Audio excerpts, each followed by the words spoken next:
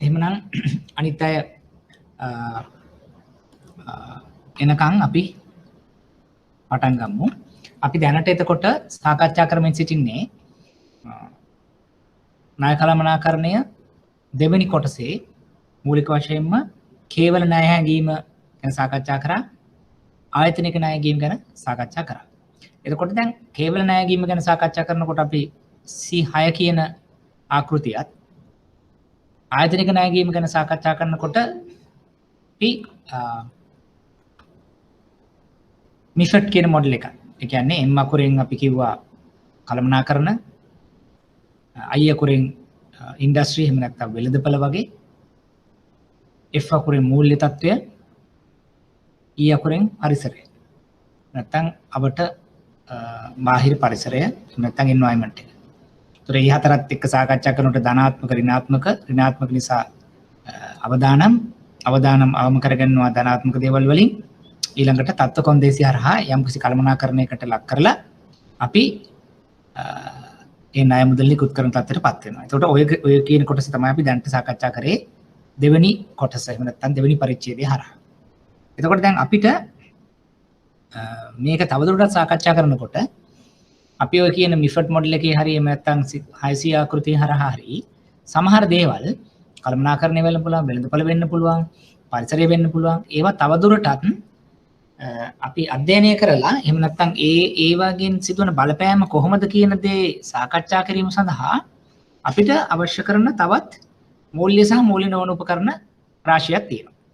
මූල්‍ය උපකරණ කියලා කිව්වොත් එකක් තමයි මූල්‍ය වාර්තා. ඒ කියන්නේ අපි දකින ওই විදිහට ශේෂ පත්‍රය, ලාභ පත්‍රය, මූල්‍ය ප්‍රවාහ පත්‍රය ඒවා. එහෙම නැත්නම් අනුපාත වගේ දේවල්. අනුපාත විශ්ලේෂණය වගේ දේවල්. ඒතර ඒවා අපිට වැදගත් වෙනවා එක පැත්තකින්. ඒ වගේම තමයි මූල්‍ය නොවන. ඒ කියන්නේ අපි කිව්ව කළමනාකරණය, එහෙම නැත්නම් වෙළඳපළ, නැත්නම් පරිසරය ඒවා හොඳද නරකද කියලා කියා ගන්නත් අපිට යම් ආකාරයකට මෙවලම් අවශ්‍යයි. ඒ සඳහා මෙවලම් විශාල ප්‍රමාණයක් තියෙනවා. අපි ගත්තොත් SWOT එහෙම නැත්නම් ෂඩුවත විශ්ලේෂණය කියන එක. එහෙම නැත්නම් අපි ගත්තොත් PEST ඇනලිසිස් කියන එක. එහෙම නැත්නම් පංච බල ආකෘතිය පෝටර්ගේ. එහෙම නැත්නම් BCG ANSOF matrix එක. නැත්නම් product life cycle. ඒ වගේ අපිට සෑහෙන ප්‍රමාණයක් අපිට අවශ්‍ය නම් අපිට හොයාගන්නට පුළුවන්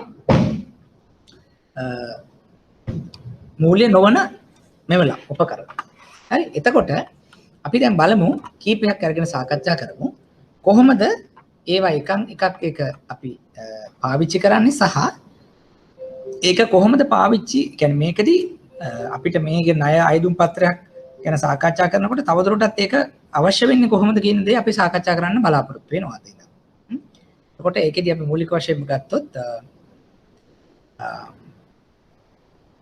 right මූල්‍ය නොවන ණය හැඟීම් කියන එකෙන් තමයි අපි පටන් ගන්න යන්නේ. ඔව් හිතන්නේ මේකේ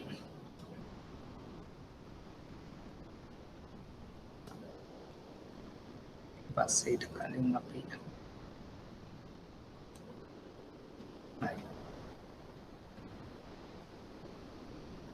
මිස්සුනාද කියලා මම බැලුවේ අපි එදා.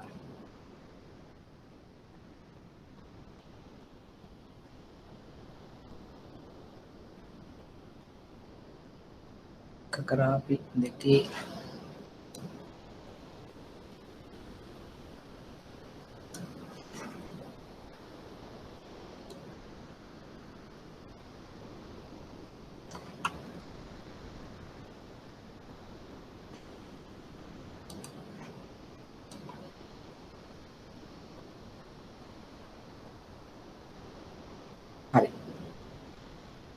මම හිතන්නේ මේකත් yes අපි මේකත් සාකච්ඡා කරා. එතකොට දැන් අපිට තියෙන්නේ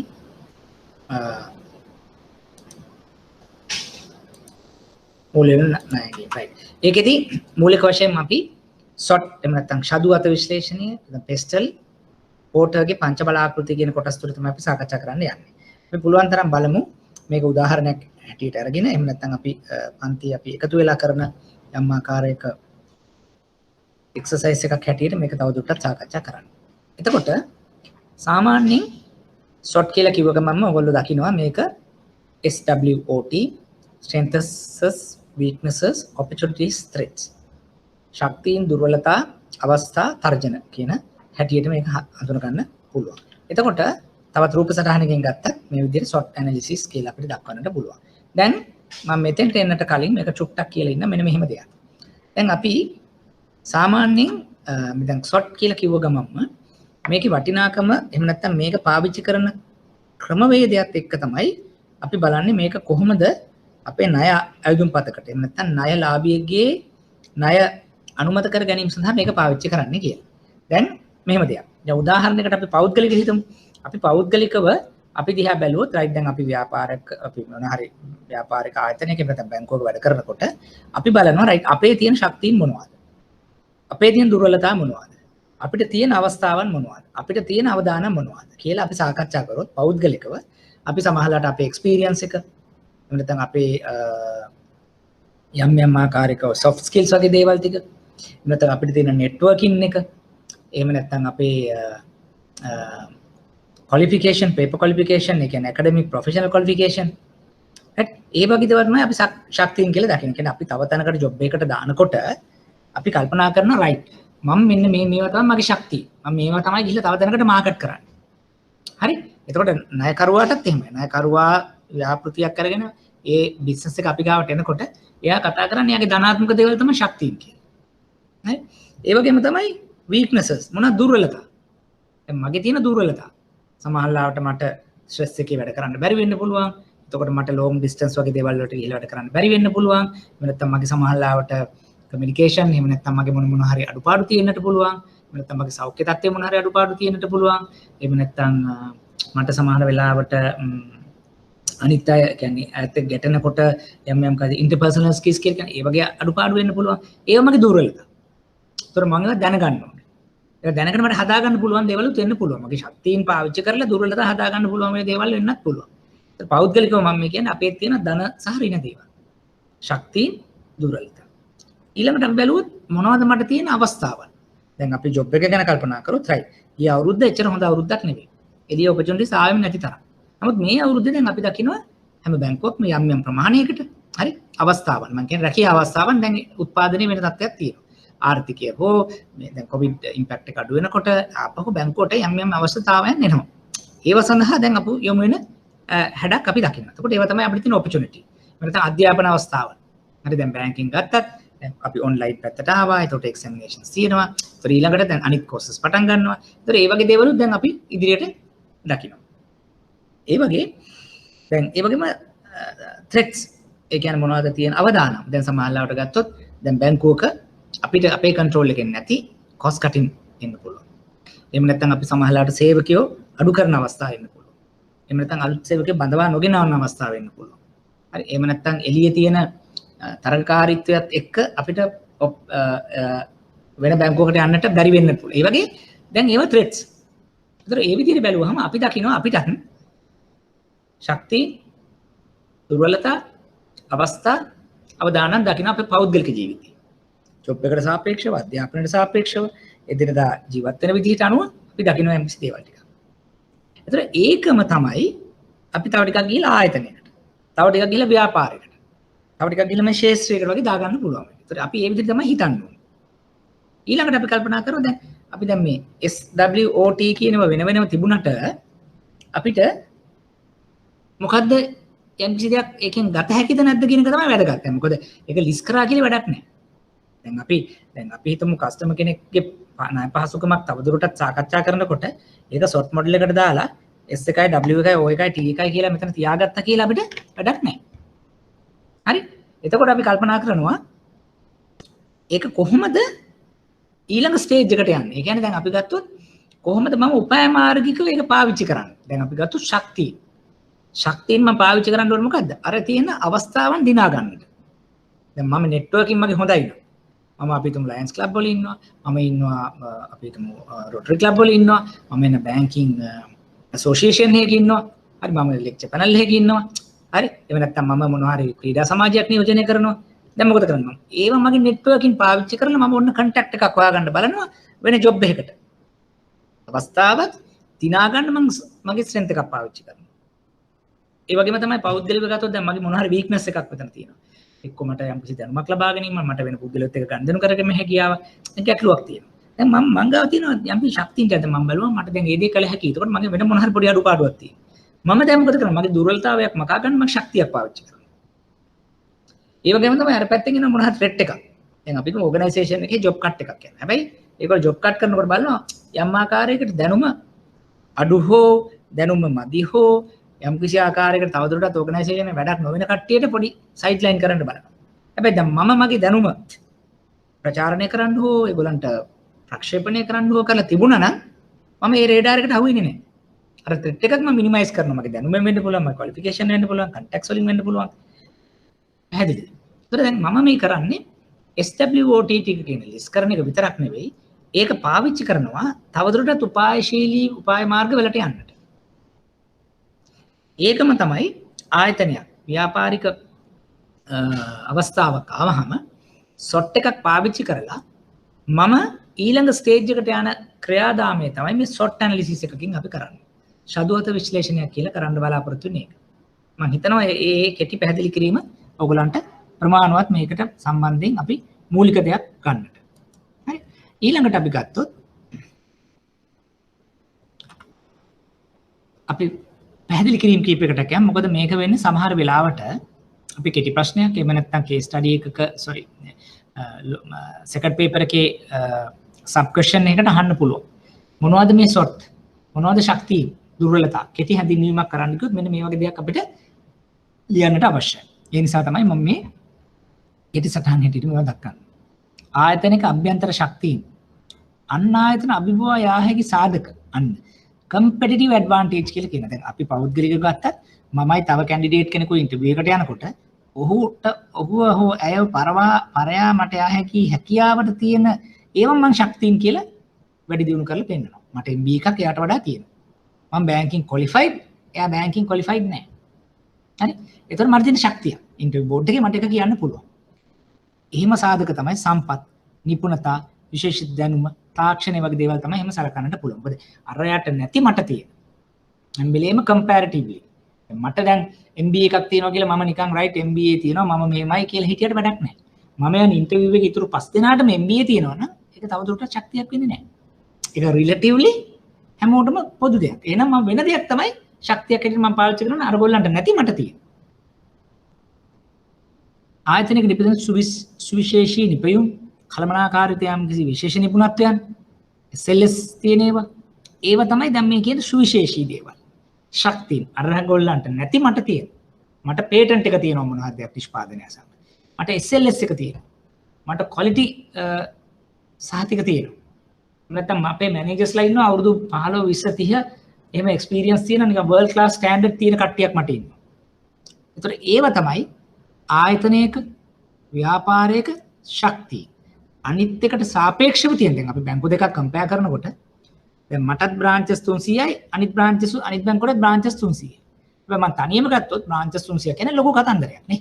ලංකාව පුරා විහිදෙච්ච ශාඛා ජාලයක් කියලා මම කියනවා. හැබැයි මම කම්පෙයාර් කරනකොට තවත් බැංකුවක් එක්ක මොනවා හරි ප්‍රොඩක්ට් එකක් ලොන්ච් කරනකොට සර්විස් එකක් ලොන්ච් කරනකොට නැත්නම් අපි ඩිපොසිට් එකක් මේ සීක් කරනකොට අපි දෙන්නම කම්පෙයාර් කරන වෙලාව මට බ්‍රාන්ච් 300ක් තියෙන එක ලොකු ඇඩ්වාන්ටේජ් එකක් නෙවෙයි. මොකද අරයටත් ඒකම තියෙනවා.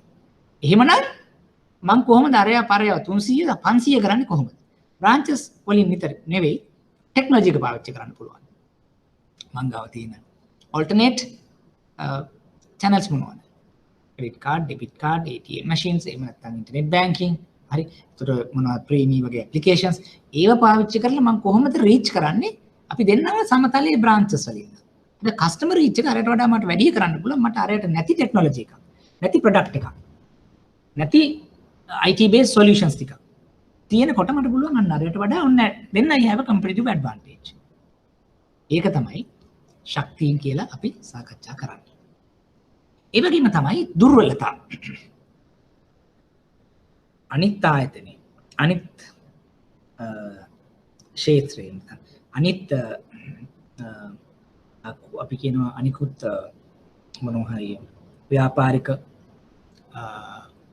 අවස්ථාවන් අභිබවා යන්නට මට නොහැකි වෙන දේවල්. ඒක සමහරවිට අපේ ඉන්න සේවකයන්ගේ යම් කිසි දැනුමේ එහෙම නැත්නම් ආකල්පවල ගැටලු වෙන්න පුළුවන්. මූල්‍යමය ශක්තිමත් නැති වෙන්න පුළුවන්. නිෂ්පාදන ක්‍රියාවලියේ තියෙන අඩුපාඩු වෙන්න පුළුවන්. එහෙම නැත්නම් නිපැයුම් වල යම්කිසි අඩුපාඩු වෙන්න පුළුවන්. කස්ටමර් පර්සෙප්ෂන් එකේ තියෙන ගැටලු වෙන්න පුළුවන්. එහෙම නැත්නම් යල්පැන ගිය තාක්ෂණයේ වගේ දේවල් වෙන්න පුළුවන්. එහෙම නැත්නම් අපේ මූල්‍ය පරිපාලනය, ඉන්ට්‍රස්ට් මැනේජ්මන්ට්, කොස්ට් මැනේජ්මන්ට් වගේ දේවල් හරි නොවෙන්න පුළුවන්. පැහැදිලිද? ඒතර ඒව නිසා අපිට ගැටලු වෙනවා. ඒව නිසා සිදුවන දේවල් අපි කියන දුර්වලතා, weaknesses. මේකත් හොඳ තත්ත්වයක් නෙවෙයි. දැන් අපිට එහෙම තියෙනවා නම් අපිට ණය ලබා ගන්න තියෙන ආයතනයේදී අපි සොට් එකක් කරාම අපි දකිනවා නම් මෙන්න මේ වගේ weaknesses අපි සමහරට කියන්න පුළුවන් නෑ ඔයාගේ ඇත්තටම බැලුවොත් මෙන්න මේ ගැටලු තියෙන නිසා අපිට තවදුරටත් අලුතෙන් ණයක් ලබා දීමේ නොහැකියාවක් තියෙන්න පුළුවන්. පැහැදිලිද? එතකොට එහෙම නොහැකියාවක් අපිට තියෙන හැකියාවක් තියෙනවා. ඒතර ඒක අපි දැනගන්න ඕනේ කොහොමද එක්ක මම ණයලාභියෙක් හැටියට නම් මම කොහොමද මේ weaknesses අඩු කරගන්නේ? ඒක මගේ ශක්තියෙන් පාවිච්චි කරලා කරන්න පුළුවන්ද කියන එක බැංකුවට කන්වින්ස් කරන්න ඕනේ. හරි දැන් උදාහරණයක් ගත්තොත් මං ගාව තියෙන outdated technology නම් එක්ක මේ ණය මුදල අරගෙන ඒක up to date කරන්නද මම සූදානම් වෙන්නේ. එහෙම නැත්නම් මගේ හොඳ network එකක් තියෙනවා නම් හොඳ networking ability එකක් තියෙනවා නම් මගේ තියෙන මේ weakness එක market share එක අඩු එක මට cover කරගන්න පුළුවන්ද? ඒක තමයි මගේ weakness එක අඩු කරගන්න විදිය මම කියලා කියන්න ඕනේ බැංකුවට මම මෙන්න මේක තමයි මගේ strategy එක. එතකොට බැංකුව පිළිගන්න පුළුවන් නොපිළිගන්න පුළුවන්. ඒ වගේම තමයි opportunities අවස්ථාවන්. ඒක දැන් ඇත්තටම ඇතුළේ නෙවෙයි අපිට දැන් මාකයි ආයතනයක් හැටියට ව්‍යාපාරිකයෙක් හැටියට මට අභ්‍යන්තරිකව ඒ සම්බන්ධයෙන් බලපෑමක් කරන්න බෑ. ඒක බාහිරින් හම්බෙන දේවල් තමයි මේ opportunity එකයි threat එකයි කියලා කියන්නේ. එළියේ තියෙන දේවල්. අපි තුමු රජයේ ක්‍රියාත්මක කරන දේවල් හින්දා වෙන්න පුළුවන්. වෙළඳපොළ තුල සිදුවන යම් කිසි ක්‍රියාත්මක කරන දේවල් වෙන්න පුළුවන්. නැත්නම් ගෝලීය වශයෙන් යම් කිසි ක්‍රියාත්මක කරන දේවල් වෙන්න පුළුවන්. හරි.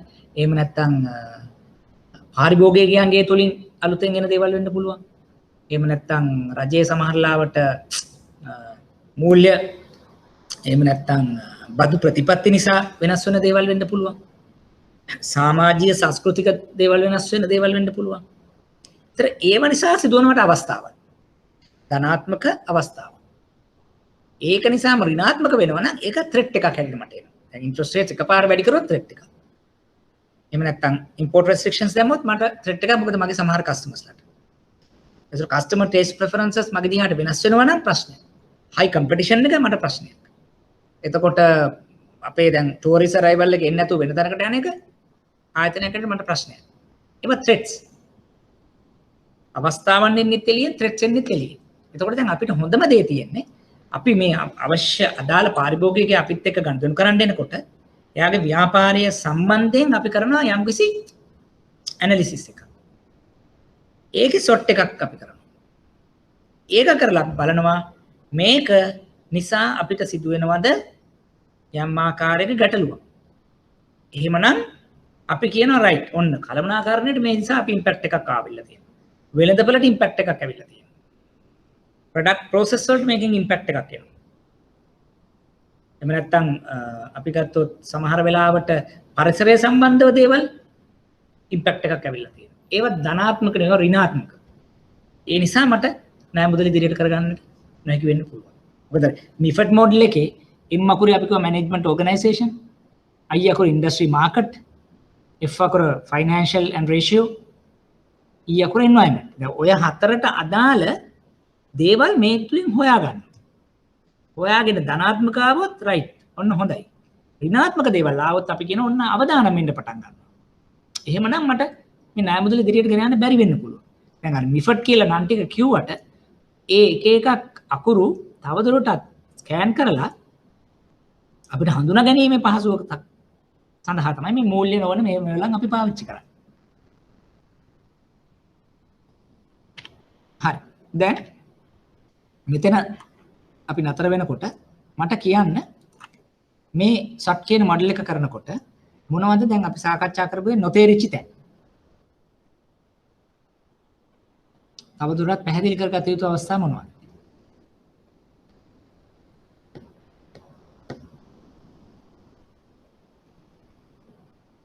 all clear right ishan udara thank you අනිත් අයට කොහමද sujit nadishika harindi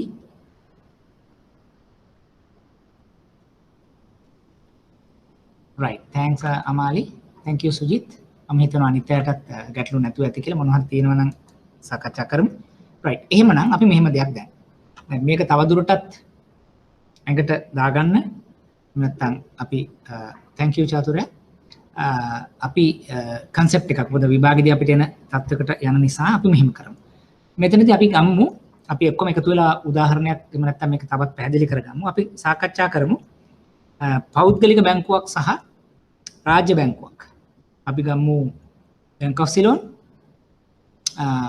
අපි කම්පෙයාර් කරමු මෙතනදී කවුද මෙතන සාමාන්‍යයෙන් බැංකුව වල වැඩ කරන අය කවුද මෙතන ඉන්නේ මොකක් හරි බැංකුවක් පෞද්ගලික බැංකුවක් ඔයගොල්ලෝ යෝජනා කරන්නේ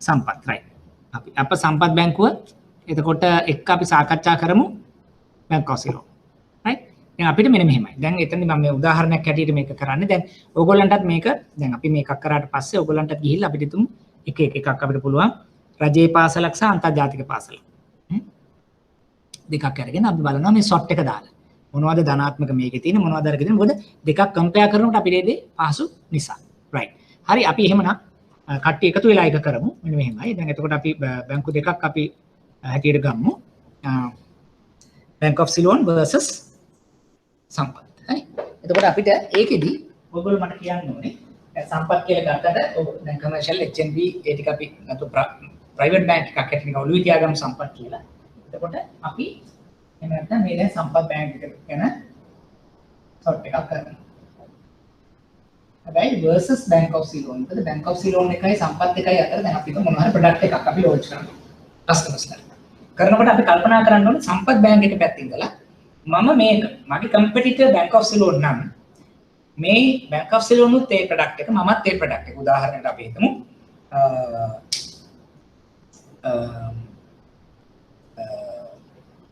අපි අනිත් පැත්ත ගමු ලේසි Bank of Ceylon versus සම්පත් කියලා ගමු තව දෙකක් ලේසි අපිට ඒක බිග් බැංක් එකක් ඉන්න දැන් Bank of Ceylon එක අපි කම්පෙයාර් කරනවා versus සම්පත් හරි දැන් අපි හිතමු උදාහරණ කවුරුද ඔයගොල්ලෝ දැන් Bank of Ceylon එක වැඩ කරන එක්කෙනෙක්.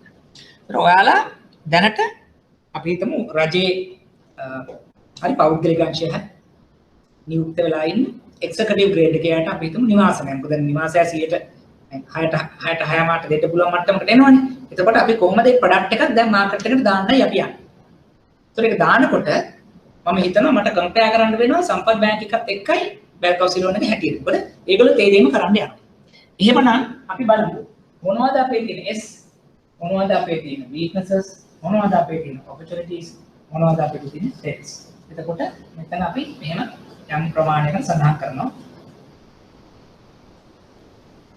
right ඒ කියන්නේ අපි strength එක ගැන සාකච්ඡා කරනකොට අපි හැමදේම කල්පනා කරනවා right සම්පත් එකත් එක්ක මම කම්පෙයාර් කරනකොට මොනවද මට strength නැත්තම් මට strength ගොඩාක් තියෙනවා list එකක් අහන්න පුළුවන් 20ක් 30ක් Bank of Ceylon එක විතරක් දැන් මම Bank of Ceylon එක විතරක් නෙවෙයි ඒ ස්ට්‍රෙන්ත් වලින් සම්පත් එක්ක මම කම්පෙයාර් කරනකොට මට මොනවද තියෙන ස්ට්‍රෙන්ත් මට මේක ගිහිල්ලා කියන්න පුළුවන් කස්ටමර්ට ඔයා යන්න එපා සම්පත් ඔයා එන්න මං ගාවට මෙන්න මේක මගේ තියෙන ධනාත්මක දෙයක් as against සම්පත් weakness ගත්තා එතකොට ඒක weakness එක මම දැනගන්න මොනවද මට තියෙන weakness එක private bank එකක් මම ඒකට මොකද්ද කරන්නේ මම ඒක කවුන්ටර් කරන්න මොකද්ද කරන්නේ ඊට කලින් මම අඳුරගෙන තියෙන්න බෑ ඒක තමයි weakness opportunities කරාම ඒක සම්පත් එකකට මට දෙකොල්ලටම තියෙන opportunity එකක් එළිය මාකට් එකේ රජයේ විසින් නැත්නම් පාරිභෝගිකයන්ගෙන් විසින් නැත්නම් පොලි අනුපාත අඩු කිරීම හරි ඒ වගේ තමයි opportunities threat කියලා જાතියක් තියෙනවා ඒක සම්පත් උනත් මම වුණත් Bank of Ceylon උනත් අපිට මොනවද බාහිර පරිසරයේ තියෙන threat එක අපි කොහොමද ඒ threat එකට මුහුණ දෙන්නේ කියන එක තමයි මෙතන ඉදිරියට යන්නේ දැන් අපි මේක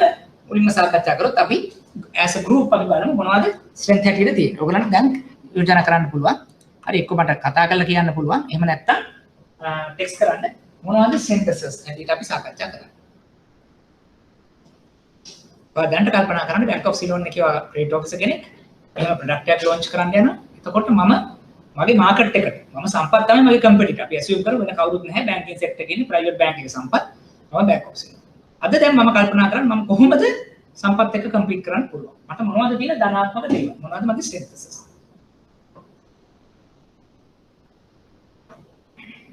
කියන්න බලන්න. ගවර්න්මන්ට් බැංක් එකක්. ගවර්න්මන්ට් බැංක් එකක්, right? yes. මේක ඇවිල්ලා ගවර්න්මන්ට්. අපි දාමු එස්ටැබ්ලිෂ් ඒ කියන්නේ නේ. මොකද ගවර්න්මන්ට් එස්ටැබ්ලිෂ් බැංක් එකක් වගේ වෙනකොට රෙපියුටඩ්. ඒකම එකක් වෙලාවට දැන් අපි ගත්තොත් රජයේ බැංකුවක් එහෙම නැත්නම් අපි දීර්ඝ කාලීන ඉතිහාසයක් තියෙන එතකොට එහෙම ලොකු පිළිගැනීමක් තියෙන බැංකුවක් හැටියට අපිට ප්‍රොජෙක්ට් වෙන්න පුළුවන්. සම්පතු යම් ප්‍රමාණයකට බැංකුවක් හැටියට ගත්තොත් ඒගොල්ලෝ රෙපියුටඩ් ඔක්කොම හරි. නමුත් දැන් රජයේ බැංකුවකින් දෙන ප්‍රොපෝසල් එකකට වේට් එකක් වැඩිපුර තියෙනවා හාරිබෝඩ් එකේ. ඒතකොට පළවෙනි අපේ තියෙන ධනාත්මක දේ තමයි ඒක රාජ්‍ය බැංකුව.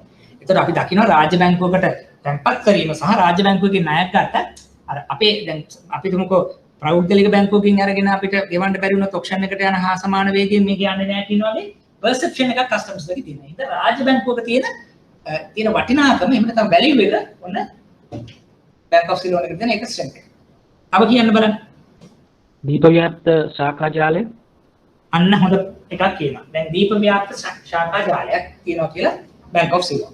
එතකොට ඒක අපි අනිත් පැනල් අපේ අනිත් කට්ටිය එකතු වෙනවද ඒක සම්පත් එකත් එක්ක කම්පෙයාර් කරනකොට ඒක අපිට තියෙන ධනාත්මක දෙයක් හැටියට. එහෙම නැත්නම් ඒක අපේ පොසිටිව් නැත්නම් ධනාත්මක දෙයක් ස්ට්‍රෙන්ත් එකක් නෙවෙයි.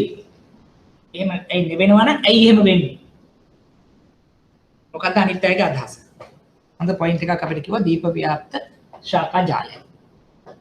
මොකද අපිට සමහරවිට ඒ කියන ආගියුමන්ට් එකේ තියෙන බ්‍රාන්චස් ගොඩක් තියෙනවා අපිට කස්ටමර්ස්ලා රීච් කරන්න ලේසි ලොකු ලෝන් පෝර්ට්ෆෝලියෝ එකට යන්න පුළුවන් රට වටේ තියෙන කස්ටමර්ස් ඇක්වයර් කරන්න පුළුවන් so that is the point he is taking අනිත් අය මොකද්ද මට කියන්නේ සම්පත් එක්ක කම්පෙයාර් කරනකොට branch network එක එහෙනම් අපි කියනවා high branches high number of branches ඒකට අනිත් අය එකඟද එකඟ නැද්ද කතා කරා නැත්නම් අපිට එහෙම ගන්න වෙනවා යා කියන උත්තරේ ඉෂාන් agree අනිත් අය කොහොමද අපි හිතමු දල වශයෙන් බැංක් ඔෆ් සිලෝන් එකේ බ්‍රාන්චස් කීයක් විතර ඇද්ද 300ක් දල වශයෙන් සම්පත් එකට බ්‍රාන්චස් කීයක් විතර තියෙන්නේ 229. එතකොට නිකන් අපි ඒ දෙක කම්පෙයාර් කරොත් සාමාන්‍යයෙන් ඇඩ්වාන්ටේජ් එකක් තියෙනවා කියලා හිතන්න පුළුවන් බැංක් ඔෆ් සිලෝන් එකට. හැබැයි අපිට දැන් ඔය බ්‍රාන්චස් තියෙන එකේ ඊළඟ කතන්දරේ මොකද්ද? කස්ටමර් රීච් වගේනේ ගොඩක් වෙලාවටනේ. කස්ටමර් රීච් වගේදී වෙනකොට තව හොඳ පොයින්ට් එකක් කියනවා හරින්දි අපි ඒක ඊළඟට ගමු. දැන් බ්‍රාන්ච් නෙට්වර්ක් එක 229 සම්පත් වුණාට සම්පත් එකේ තියෙන අපි ඉන්ටර්නෙට් බැංකින් එහෙම නැත්නම් ඒගොල්ලන්ගේ ඔල්ටර්නේටිව් channels කස්ටමර් රීච් ගත්තාම ඒගොල්ලෝ 300ක විතර දැනකට යන්න පුළුවන් මට්ටමකට ඒගොල්ලෝ ඉන්නවා. මොකද with the technology. A technology පැත්තේ ගත්තොත් සම්පත් එකේ ඇඩ්වාන්ටේජ් එක compared to Bank of Ceylon. ඒගොල්ලෝ superior technology කියන එක. එතකොට බ්‍රාන්ච් නෙට්වර්ක් එක අර අපි කියනවා වගේ ඇබ්සලියුට්ලිම ඇඩ්වාන්ටේජ් එකක් වෙන්නේ නැහැ හේතුව අපි ගත්තොත් අරක දැන් අපි දල වශයෙන් බැංක් ඔෆ් සිලෝන් එක 250ක් 300ක් තියෙන ගමන් මේකේ 230ක් තියෙනකොට දැන් මෙහෙම තිබ්බොත් 100කට 300ක් තිබ්බොත් yes I agree අපි හිතමු Nation Trust versus Bank of Ceylon Nation Trust එකේ බ්‍රාන්චස් 90ක් 100ක් අරගේ 300ක් ඒක නිසා ලොකු රීච් එකකට යන්න පුළුවන් හැබැයි 225 300 අතර ලොකු රීච් එකකද අපි ගන්නනේ කම්පැරටිව්ලි සම්පත් එකට අරගොල්ලන්ට බ්‍රාන්ච් එකෙන් කරන හා සමාන දෙයක් මේගොල්ලෝ සෙන්ටර් එකෙන් ඉඳන් කරලා පෙන්නලා තියෙනවා. එතකොට එහෙනම් බ්‍රාන්ච් නෙට්වර්ක් එක ගොඩක් තියෙනවා බ්‍රාන්චස් කියන එක මේ දෙක කම්පෙයාර් කරනකොට ප්‍රොඩක්ට් එක සෙල් අවුට් කරනකොට ලොකු ඇඩ්වාන්ටේජ් එකක් නෙවෙයි බැංක් ඔෆ් සිලෝන් එකට. අන්න එහෙමයි තර්ක කරන්නේ. පැහැදිලිද? ඒ නිසා තමයි අපි ගන්නෙ නැත්තේ branch network එක comparatively advantage එකක්. මම හිතන්නේ point එකේ ඉඳලා ඇති. right අන්න හොඳ පොයින්ට් එකක් එනවා ඉෂාන් කියනවා customer base එක ඒකත් අපි කියමු එතකොට hire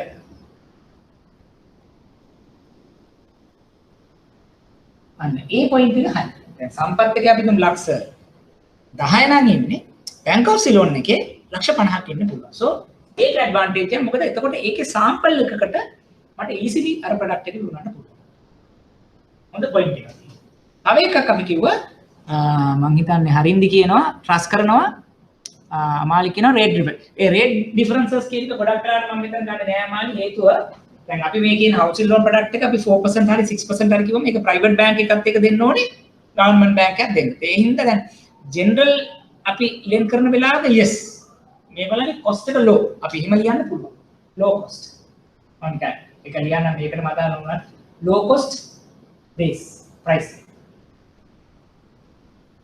මොකද ඒක Bank of Ceylon එකේ cost එක low මොකද හේතුව ඒගොල්ලන්ට අර තරම් ප්‍රෙෂර් එකක් නැහැ ඩිපොසිට් ගන්න so එතකොට ඒ ඇඩ්වාන්ටේජ් එකෙන් අඩු රේට් එකට දෙන්න පුළුවන් මේකේ මම ස්පෙસિෆිකලි හවුසින් ලෝන් කියලා ගත්තේ අපි 100ට වගේ දෙනවා නම් හැමෝටම දෙන්න පුළුවන් නිසා ඒක එන්නේ නැහැ නමුත් මේ ඇඩ්වාන්ටේජ් එක තියෙනවා ඊළඟට ට්‍රස්ට් එක අය කස්ටමර් බේස් and මෙතනම ලියන්න පුළුවන් ට්‍රස්ට් අර ගවර්න්මන්ට් ඇතර මෙතෙන්ට දාන්න පුළුවන් ට්‍රස්ට් එක මොකද දැන් සාමාන්‍ය ප්‍රයිවට් බැංක් එකකට වඩා ට්‍රස්ට් එකක් තියෙනවා ණයලාභී රාජ්‍ය බැංකුවකට අපි තාම මොනවා හරි කියනවා ඉෂාරා කියලා තියෙනවා deposit volume is high than can lend comparatively more very good හොඳ පොයින්ට් එකක් එතනදී මෙතන high lending capacity හොඳ පොයින්ට් ඇත්තටම මේ මොකද මේ deposit base එක ඒ කියන්නේ සම්පත් එකේ තියෙන deposit base එකට වඩා Bank of Ceylon එකේ deposit base එක වැඩි cost of funds අඩුයි එතකොට ඒගොල්ලන්ට වැඩි customer loan ප්‍රමාණයකට යන්න පුළුවන් ඒක advantage එක මොකද දැන් 100ට 6 වුණත් දැන් හිතන්නකො අර ඇත්තටම දැන් අපිට ඕන 6 මේකට අපි branches උත් දාමු එක ඒක නිසා branches උත් comparatively දැන් ඇත්තටම ගත්තොත් සාමාන්‍යයෙන් සම්පත් එකත් එක්ක බැලුවාම branches 50ක් 70ක් වැඩි වෙන්න පුළුවන්. නමුත් මම ඒක ගත්තේ නැතු හිටියේ ටෙක්නොලොජිකල් සම්පත් එක ඉන්න තැනත් එක්ක කරන් රීච් කරන්න පුළුවන් කියලා. නමුත් අපි නිකන් අර ඔයගොල්ලන්ගේ ආගියුමන්ට්ස් උත් එක්ක ගන්නලා higher customer base coupled with branches කියලා අපි ගමු. එතකොට it's a government bank, established bank, higher trust among customers, reputed. ඒක. ඊළඟට පිනා customer base එක ලොකක් වැඩි. branch base එක ගොඩක් වැඩි. So then they have a good reach. That lending capacity is very wide because they have a high deposit base. එතකොට මේ අපි මොකක්ද මේ කරන්නේ? මම දැන් මෙතන ඉඳගෙන මම Bank of Ceylon එකේ product development manager හැටියට product එක එළියට දානකොට මම කල්පනා කරනවා මගේ competitor සම්පත්. මම කොහොමද මට තියෙන ධනාත්මක දේවල් මගේ තියෙන ශක්තිය මොනවද කියන එක තමයි මම මේ list කරේ. පැහැදිලිද ඔයගලන්ට තේරෙනවද දැන් මෙතනදි වෙන්න පුළුවන් government bank to private bank, government school to private school. එහෙම නැත්නම් අපි හිතමු government like you know අපි ගමු සතොස වගේ එකක් කාගිල්ස් එකක් එක්ක පැහැදිලිද? ඒ වගේ දෙකක් තුනක් අපි ගෙදරදී කරනවා. එතකොට අපිට මේ shot එක දාන්න ලේසි. personally දාන shot එක දැම්මම කමක් නැහැ. personally දැන් අපි අද ගෙදර ගිහිල්ලා නිකන් ඔයා බලන්න මොනවද මගේ තියෙන ශක්තිය? මොනවද මගේ weaknesses? මොනවද මට තියෙන opportunities? මොනවද threats? නිකන් shot එකක් හදන්න ඔයාට. ඒක අප්ඩේට් කර කර යන්න daily, weekly, monthly, yearly ආපහු බලන්න. මම මගේ weaknesses අඩු කරගත්තා. strengths වැඩි කරගත්තා. threats මම අඩු කරගත්තා. opportunities වලට මම explore කරා. ගිය අවුරුද්ද කොහොමද මගේ plan එක? එතනින් පටන් ගන්න පුළුවන්. ඒතර ඒකෙත් තමයි අපි target එක right. අද මම මෙතන ඉන්නේ. මට යා යුතු තැන අතන. this is the gap. මම කොහොමද මෙතෙන්ට යන්නේ? ඒ යන්නේ මගේ මේ තියෙන shot එක පාවිච්චි කරගෙන මම අතෙන්ට අරගෙන යනවා අතෙන්ට. ඒ පෞද්ගලික. ඒ වගේම තමයි ආයතනයකට ණයලාභී එකම අපි දාලා බලනවා මෙන්න මේ කොටස් ටික. දාලා මේකදී අපිට කියන්න පුළුවන් ධනද රින්ද නැත්නම් වාසිද අවාසිද සමහරවිට මේක කරගෙන යනකොට අපිට ඇත්තටම තේරෙන්න පුළුවන් අපි හිතමු මෙතන දැන් තිබ්බේ Bank of Ceylon versus සම්පත්නේ. අපි මෙතන අපි ප්‍රොඩක්ට් එක අපි හිතමු මේක Union Bank එක Financial ඒගොල්ලෝ කම්පෙයාර් කරන්න දෙන Bank of Ceylon එකත්. මේක අනිත් පැත්ත. සමහරවිට කරන් යනකොට තේරෙන්න පුළුවන් නෑ මේක ලේසි නෑ. මට බෑ එකම බැංකුව මාත් එක්ක කම්පීට් කරන්න ඉන්නේ Bank of Ceylon. එක්සැම්පල් එකක් ගන්නකො ඔයා බ්‍රාන්ච් මැනේජර් කෙනෙක් වෙලා ඔයා යනවා රීජන් එකට. ඒතර ඔයාට දැන් එතන ඉන්න කම්පිටිටර්ස් ලා කොට. But you know that Bank of Ceylon is branch එක තමයි ඔයාට තියෙන ලොකුම කම්පිටිටර්. ඔයා අපි කඳුළු වල පැත්තේ කල්ටිවේෂන් පැඩි මේ පැත්තට යන්නේ. එතකොට ඔයා කම්පෙයාර් කරන ඔයාගේ හැකියාවන් එක්ක අර බ්‍රාන්ච් එක. එතෙන්ටත් අපිට දාන්න පුළුවන්. මේ බිග් පික්චර් එක නැතුව රීජන් එකක මම සොට් එකක් කරනවා. බ්‍රාන්චස් දෙකක. ඔන්න ඒකේ අර කස්ටමර් බේස් එක වැඩි නම්, ඩිපොසිට් බේස් එක වැඩි නම්, ඒගොල්ලෝ නෙට්වර්කින් හොඳයි නම්, ඔන්න මට දින් ඩිස්ඇඩ්වාන්ටේජස්. හරි. ඒතකොට රජයේ බැංකුවක් නම්, ඒක රෙපියුටඩ් නම්, රයිට්. එතකොට NPL ගොඩක් ඇබ්සෝබ් කරන්න පුළුවන් නම් මට හරි අමාරුයි ඒගොල්ලොත් එක්ක. මගේ ඔක්කොම නෙගටිව්ස් එක. මට හිතෙන රයිට්. එහෙනම් මට ගිහිල්ලා ක්ලීන් ලෙන්ඩින් වැඩි කරන්න බෑ මට. මම පස්සේ එන බැංකුව. මොකද මට රිස්ක් එක වැඩි. මොකද හොඳ කස්ටමර්ස් ඔක්කොම අතන ඉන්නේ. එතනදි බැලුවම මොන එක නෙගටිව්. එහෙනම් අපි වෙන විදිහකට තමයි ප්‍රොඩක්ට් එක ගේන්නේ. මොකද අරගොල්ලෝ කරන ප්‍රොඩක්ට් එක මට අරගෙන යන්න බෑ. මේ සොට් එකෙන් තමයි ඒක අපිට හොයාගන්න පුළුවන්. ඒ වගේ එහෙම තැනකට බ්‍රාන්ච් එකකට දාන්න පුළුවන්, ලොකු ආයතනයකට දාන්න පුළුවන්, පුද්ගලයෙකුට දාන්න පුළුවන්, ව්‍යාපාර ප්‍රපංචයකට දාන්න පුළුවන්, ඕන දෙයකට දාන්න පුළුවන්. right. දැන් අපි කොහොමද ස්ටේටසස් ගැන කිව්වා. අපි යන්න දැන් මේකට. weaknesses. මම දැන් කල්පනා කරනවා right. දැන් මම bank of Ceylon හැටියට executives කට housing loan එකක් හදන product එකක මම ඉන්නේ. මගේ එකම competitor සම්පත් bank එක. දැන් මොනවද bank of Ceylon එකේ හැටියට මම මේ product එක කරනකොට මගේ තියෙන weaknesses compared to සම්පත්. මොනවද බලන්න. technology එක poor. right. අපි ඒක දාමු not to up technology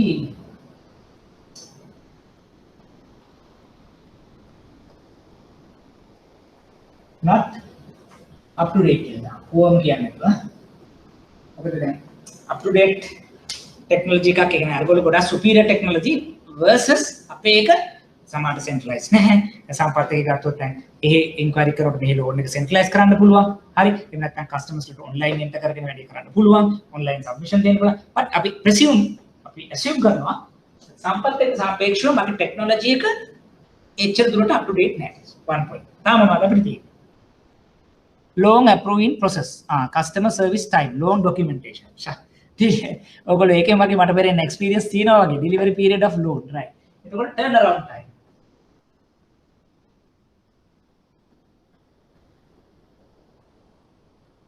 time issues කියලා මම ගන්නවා. හරි? මෙතෙන්ද තියෙනවා loan approval එක, loan disbursement එක, එතකොට එහෙම නැත්නම් documentations issues. ඒවා අපි ගත්තොත් අර තමයි අපිට ස්පීඩ් අප් එක. දැන් අපි කස්ටමර් කෙනෙක් ඇත්තටම ගත්තොත් එයා කැමති හවුසින් ලෝන් එක පුළුවන් තරම් ඉක්මනට අප්‍රූව් කරගන්න. සතියෙන් දෙකෙන් තුනෙන් කරගන්න පුළුවන්. ඒකට මට අග්ගල ගියද මේ තමයි මිනිස්සු කල්පනා කරන්නේ. හැබැයි මේගොල්ලන්ට අර සමහරවිට ගතානුගතිකව දැන් ලොකු බ්‍රාන්ච් එකක් තියෙනවා. හැම කස්ටමර් කෙනෙක් විදිහට සලකන්නේ. ඉතින් අර මේ බ්‍රාන්ච් එකේ මීටින් ගන්නවා, එහෙම ලීගල් එකට දානවා, එහෙම වැලියේෂන් එකට දානවා, තව තැනක අප්‍රූව් කරනවා. සෝ ලොකු process එකක්. ඒ කියන්නේ turn around time එකෙන් නැත්නම් process එකේ තියෙන issues ටික. so it's a negative. තා මොනවද තියෙන්නේ? අරින්ද කියනවා effective service එක. ඒක තමයි එතකොට අපි දන්නවා service effectiveness efficiency lack of service. හරි. එතන customer service එකේ ඉන්න මේ effective and efficient උඩදී අපි ඒකට හා සමානව තමයි. නමුත් අර කියන්නේ අපි ඉච්චර competitive වෙලා නැහැ. හරි. මොකද අපි දැන් අර ස්ලීපින් ජයන්ට් කෙනෙක් level එකට පත් වෙලා තියෙනවා. මොකද අපිට ඕතරම් business තියෙනවා. අන්න ඒ වගේ මතයක් තියෙන නිසා අපි කියනවා right. so those are weaknesses. right. හොඳයි. අපි ඊළඟට යමු මේ පැත්තට. මොනවද මේ opportunities? මොනවද මේ opportunities? මේක දෙකටම common වෙන්න පුළුවන්. අපිට තියෙන opportunity මේ product එක market එකට යන්න අපි මොනවද අපිට දැන් තියෙන opportunities?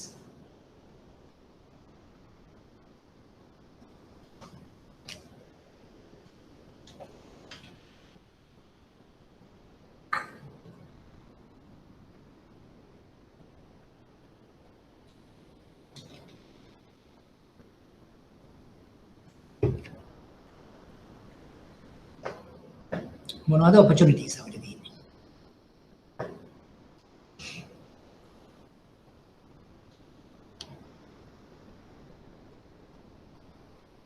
සුජිත් කියන high demand, low rates, very good. තාම මොනවද තියෙන්නේ?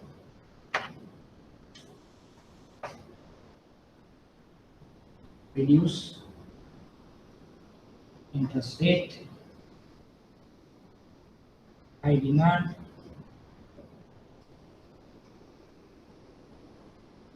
from customers, increase demand එකක් තියෙන interest rates අඩුයි තාම මොනවද government හැම මනින්දුවක්ම government bank කරා ඒ කියන්නේ එතනදී අපි යන අපි ගමු government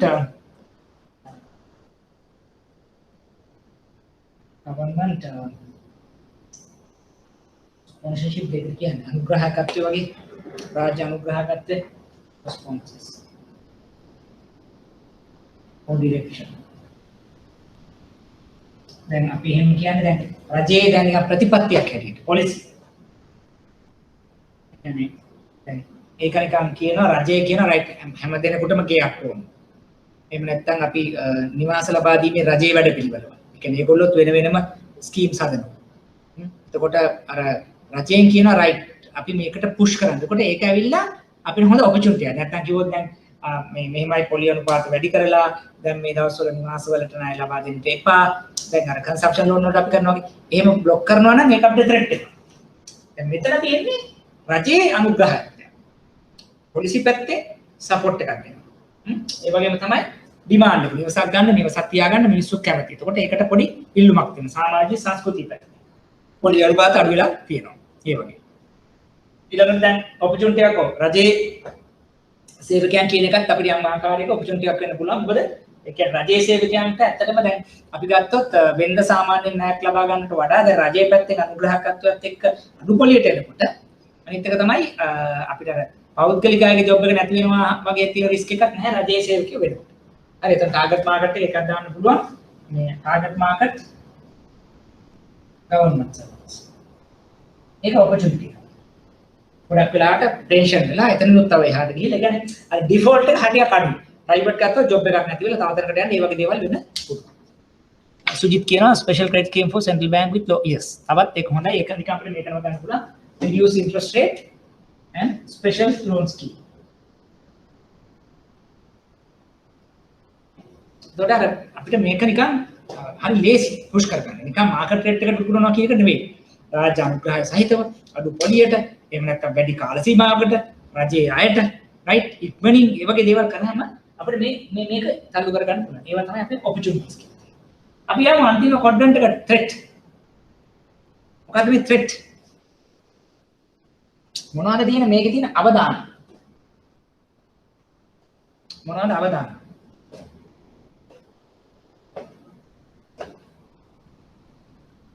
දැන් මෙතන ගවර්න්මන්ට් ඩිරෙක්ෂන් එකක් පොලිසි ඒ වගේ එකක් තමයි දැන් අපිට ආවේ. එතකොට මොනවද ත්‍රෙට්ස්?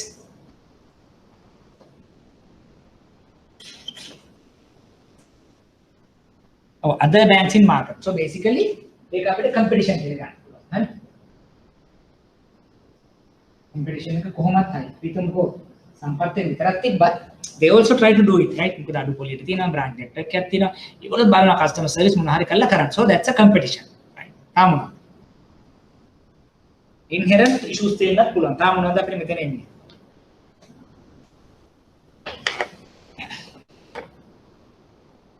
younger customers are not much interested in the government banks. එතකොට එතනක් තියෙනවා පොඩ්ඩක් ඒක threat එකක්. ඒකට අපි දාමු customer taste preferences නේ. customer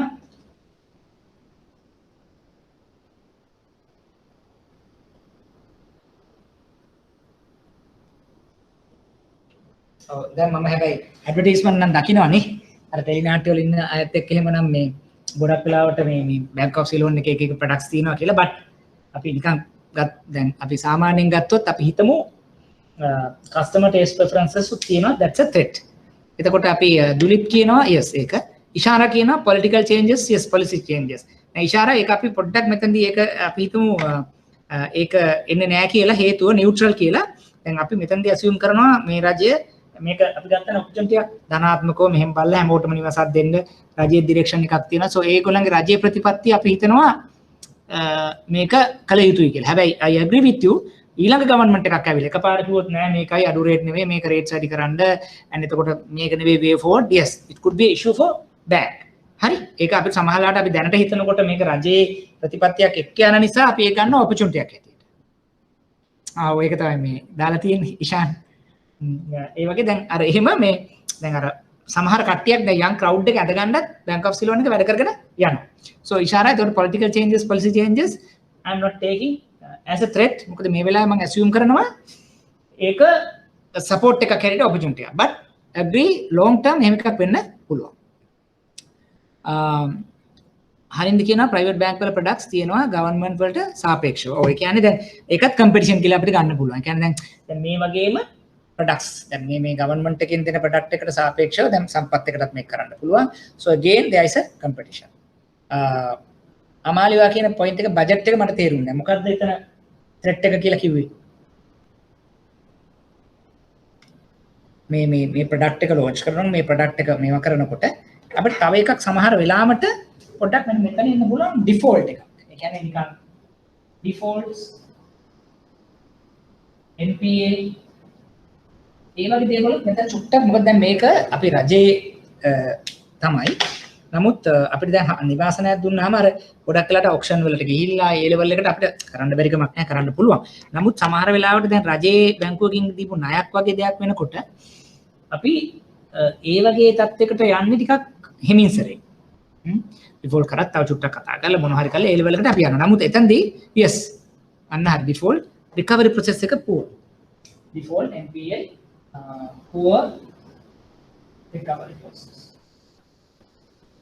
ඒක අපිට threat එකක්. මොකද දැන් අපි customers ලට සල්ලි නෙමෙයි නයි දෙන්නේ. නමුත් දැන් නිවාසනයක් ගත්තාම දැන් ගෙදරකින් එළියට දාන්න බෑ. අනිත් එක ගෙදරකින් අපි assume කරනවා ගෙදරකින් මිනිහෙක් එළියට යන්නේ නැහැ. එහෙම නැත්නම් අපි සාමාන්‍යයෙන් හරියට ගෙවනවා ඉන්නේ මතේ අපි ඉන්න නිසා.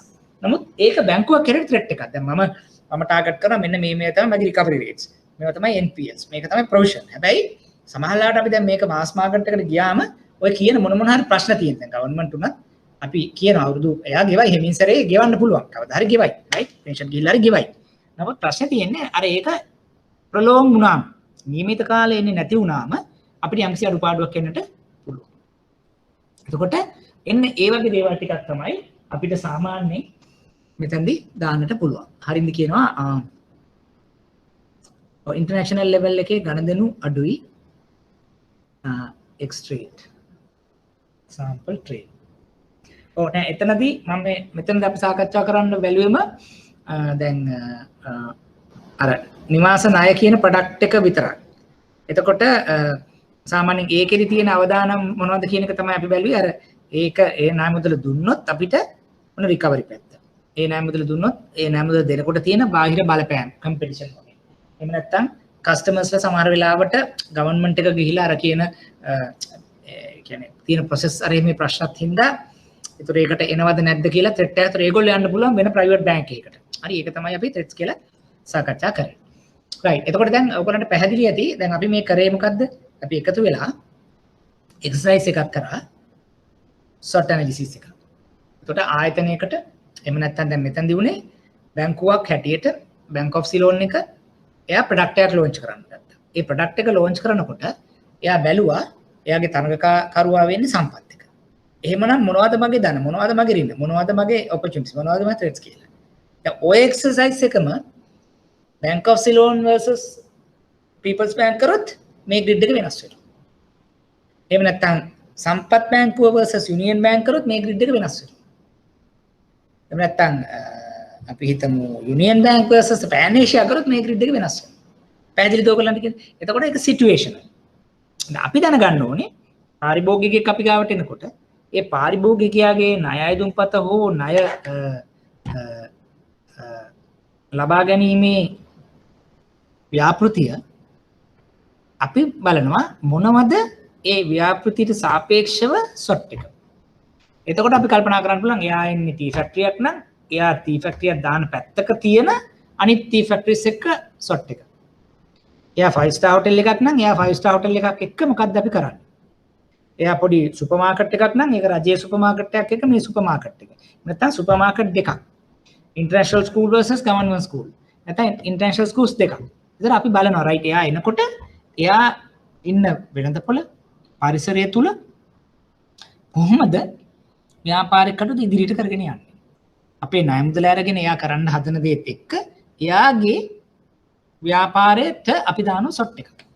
ඒක දැම්මහම අපිට ඒකෙන් එළියට එනවා කළමනාකාරීත්වය, මෙහෙයුම් ක්‍රියාවලිය, වෙළඳපළ, නැත්නම් වෙළඳ ශාස්ත්‍රය, මූල්‍ය තත්ත්වය, බාහ්‍ය පරිසරය කියන හැම දෙයක් සම්බන්ධයෙන්ම quick overview එකක් අපිට මේකෙන් ලබා ගන්නට පුළුවන්.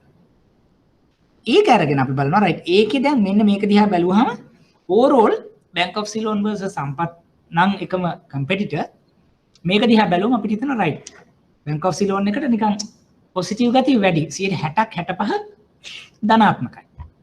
ඍණාත්මක දේවල් නැතුව නෙවෙයි ඒවා අඩු කරගැනීමේ හැකියාවක් මේ හරහා කළ හැකියි. මොකද අපි දැන් දන්නවා අපි ඍණ මොනවද කියලා.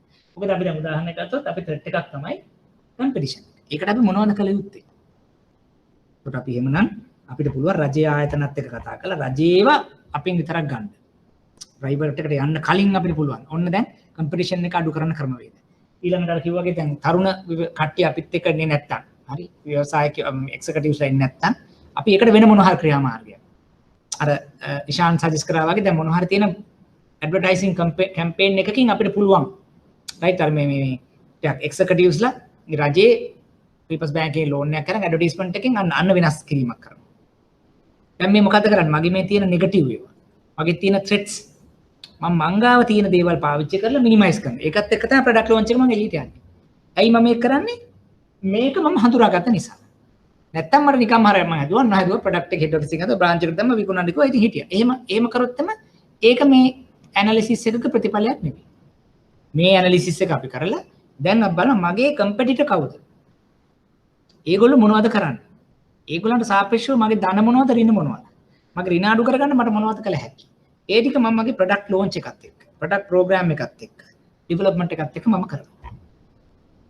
ඒක අනුව අපිට පුළුවන් කියන්න රයිට්. මෙන්න මේකයි ඉදිරිය. ඒතර මෙන්න මේ විදිහට අපිට කරන්න පුළුවන්. පැහැදිලිද ඔයගලන්ට දැන් සොට් එකක් අපි කොහොමද ප්‍රායෝගික තලයේ ඇප්ලයි කරන්නේ? දැන් මම මේක පුද්ගලයෙකුට දාන්න පුළුවන්. ආයතනයකට දාන්න පුළුවන්. ණය ආයුධ පතකට දාන්න පුළුවන්. ශේෂ්ත්‍රයකට දාන්න පුළුවන්. ඕනම දෙයකට අපිට හරි ලේසියෙන් මේක කරන්න පුළුවන්. මොකද මේකේ තියෙන වාසිය තියෙන්නේ අපි ගොඩක් දේවල් ඔය දාගලන්නේ නැහැ. හරි. අපිට හරි ලේසි සමහර දේවල් ඉක්මනට මේ තීරණයක් අරගෙන කරන්න. ඒ නිසා එච්චර ගැටලුවක් වෙන්නේ නැහැ. මට විනාඩියක් දෙන්න.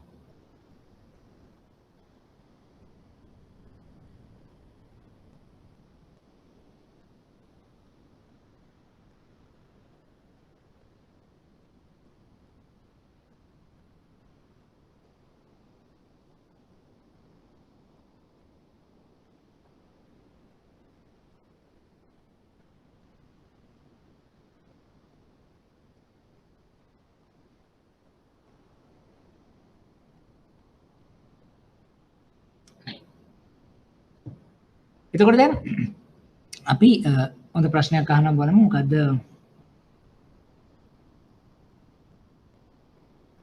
ඔව් සොට් එකෙන් yes අපිට දැනට අර මම දැක්ක මේකෙන් අහලා තිබුණා මං හිතන්නේ ඩෙවලොප්මන්ට් ෆයිනෑන්සින් පේපර් එකක් මක් කරේ අහලා තිබ්බා. තව මට මතක නැහැ ක්‍රෙඩිට් මැනේජ්මන්ට් කියලා සොට් පෙස්ටල් කම්පෙයාර් කරන්න මොන හරි අවස්ථාවක අහලා තිබුණා. මට ඒක ෂුවර් නැහැ.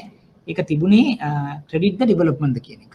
බට් අපිට සමහර වෙලාවට නිකන් මේ මං ඇහුවොත් අහන්න පුළුවන් අපිට ප්‍රශ්නයක් තමයි සොට් එහෙම නැත්නම් ෂඩුවත් විශ්ලේෂණයක් කියලා කියන්නේ මොකක්ද? ඒකේ වැදගත්කම වගේ දෙයක්. ඒකට ඒක අපිට ඉච්චර කරදරයක් නැහැ. අර SWOT කියන්නේ මොකක්ද? උදාහරණ ටිකක් දාලා එතකොට ඒකෙන් අපිට සාමාන්‍යයෙන් අපි මේ කියන විදිහට අපි ආයතනික හෝ පෞද්ගලික ණය විශ්ලේෂණයක් කරනකොට මේකෙන් එන දේවල් පාවිච්චි කරලා තවදුරටත් අර ක්වලිටේටිව් දේවල් පිළිබඳ යම්කිසි ඇනලිසිස් එකක් කරන්න පුළුවන් කියන එක තමයි මේ සොට් එකක තියෙන ප්‍රයෝජනත්. ඒ කියන්නේ දෙවෙනි ඒකේ තමයි ඉදිරියට ගියොත් අපෙන් ප්‍රශ්නයක් අහන්න පුළුවන් මොනවා හරි මේ වගේ ආයතනයක් දීලා. එහෙම නැත්නම් ව්‍යාපාරික අවස්ථාවක් දීලා ඒ සඳහා අපිට සොට් එකක් කරන්න කියලා කියන්න පුළුවන්. ඒක තමයි උපරිම අහන්න පුළුවන්. හරි. ඊට පස්සේ ඕනනම් අහන්න පුළුවන් පෙස්ටල් එක ගැනත් අර වගේම අහලා සොට් එකයි පෙස්ටල් එකයි වෙනස් වෙන්නේ කොහොමද? ඒ වගේ ප්‍රශ්නයක් අහන්න පුළුවන්. මොකද මට හිතෙනවා දැන් ඩෙවලොප්මන්ට් ෆයිනෑන්සින් වල වගේ එක දැන් දෙපාරක් විතර අහපු නිසා සමහර වෙලාවට එක්සැමිනර් ඒක චුට්ටක් මෙතෙන්ට ගේන්නට පුළුවන්. මොකද මේක සිලබස් එකේ තියෙනවා non financial tools කියලා අපි සාකච්ඡා කරන නිසා. right. වෙන මොනවා හරි ප්‍රශ්න තියෙනවද? ඊළඟ එකට යන්න කලින්.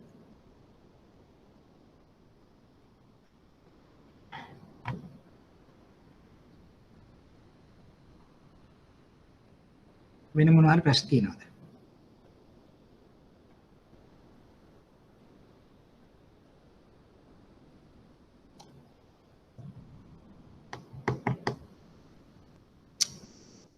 ක්ලියර් දැන් මේ වගේ මොකක් හරි ආවොත් ඔයගලන්ට කරගන්න පුළුවන්ද අපිට?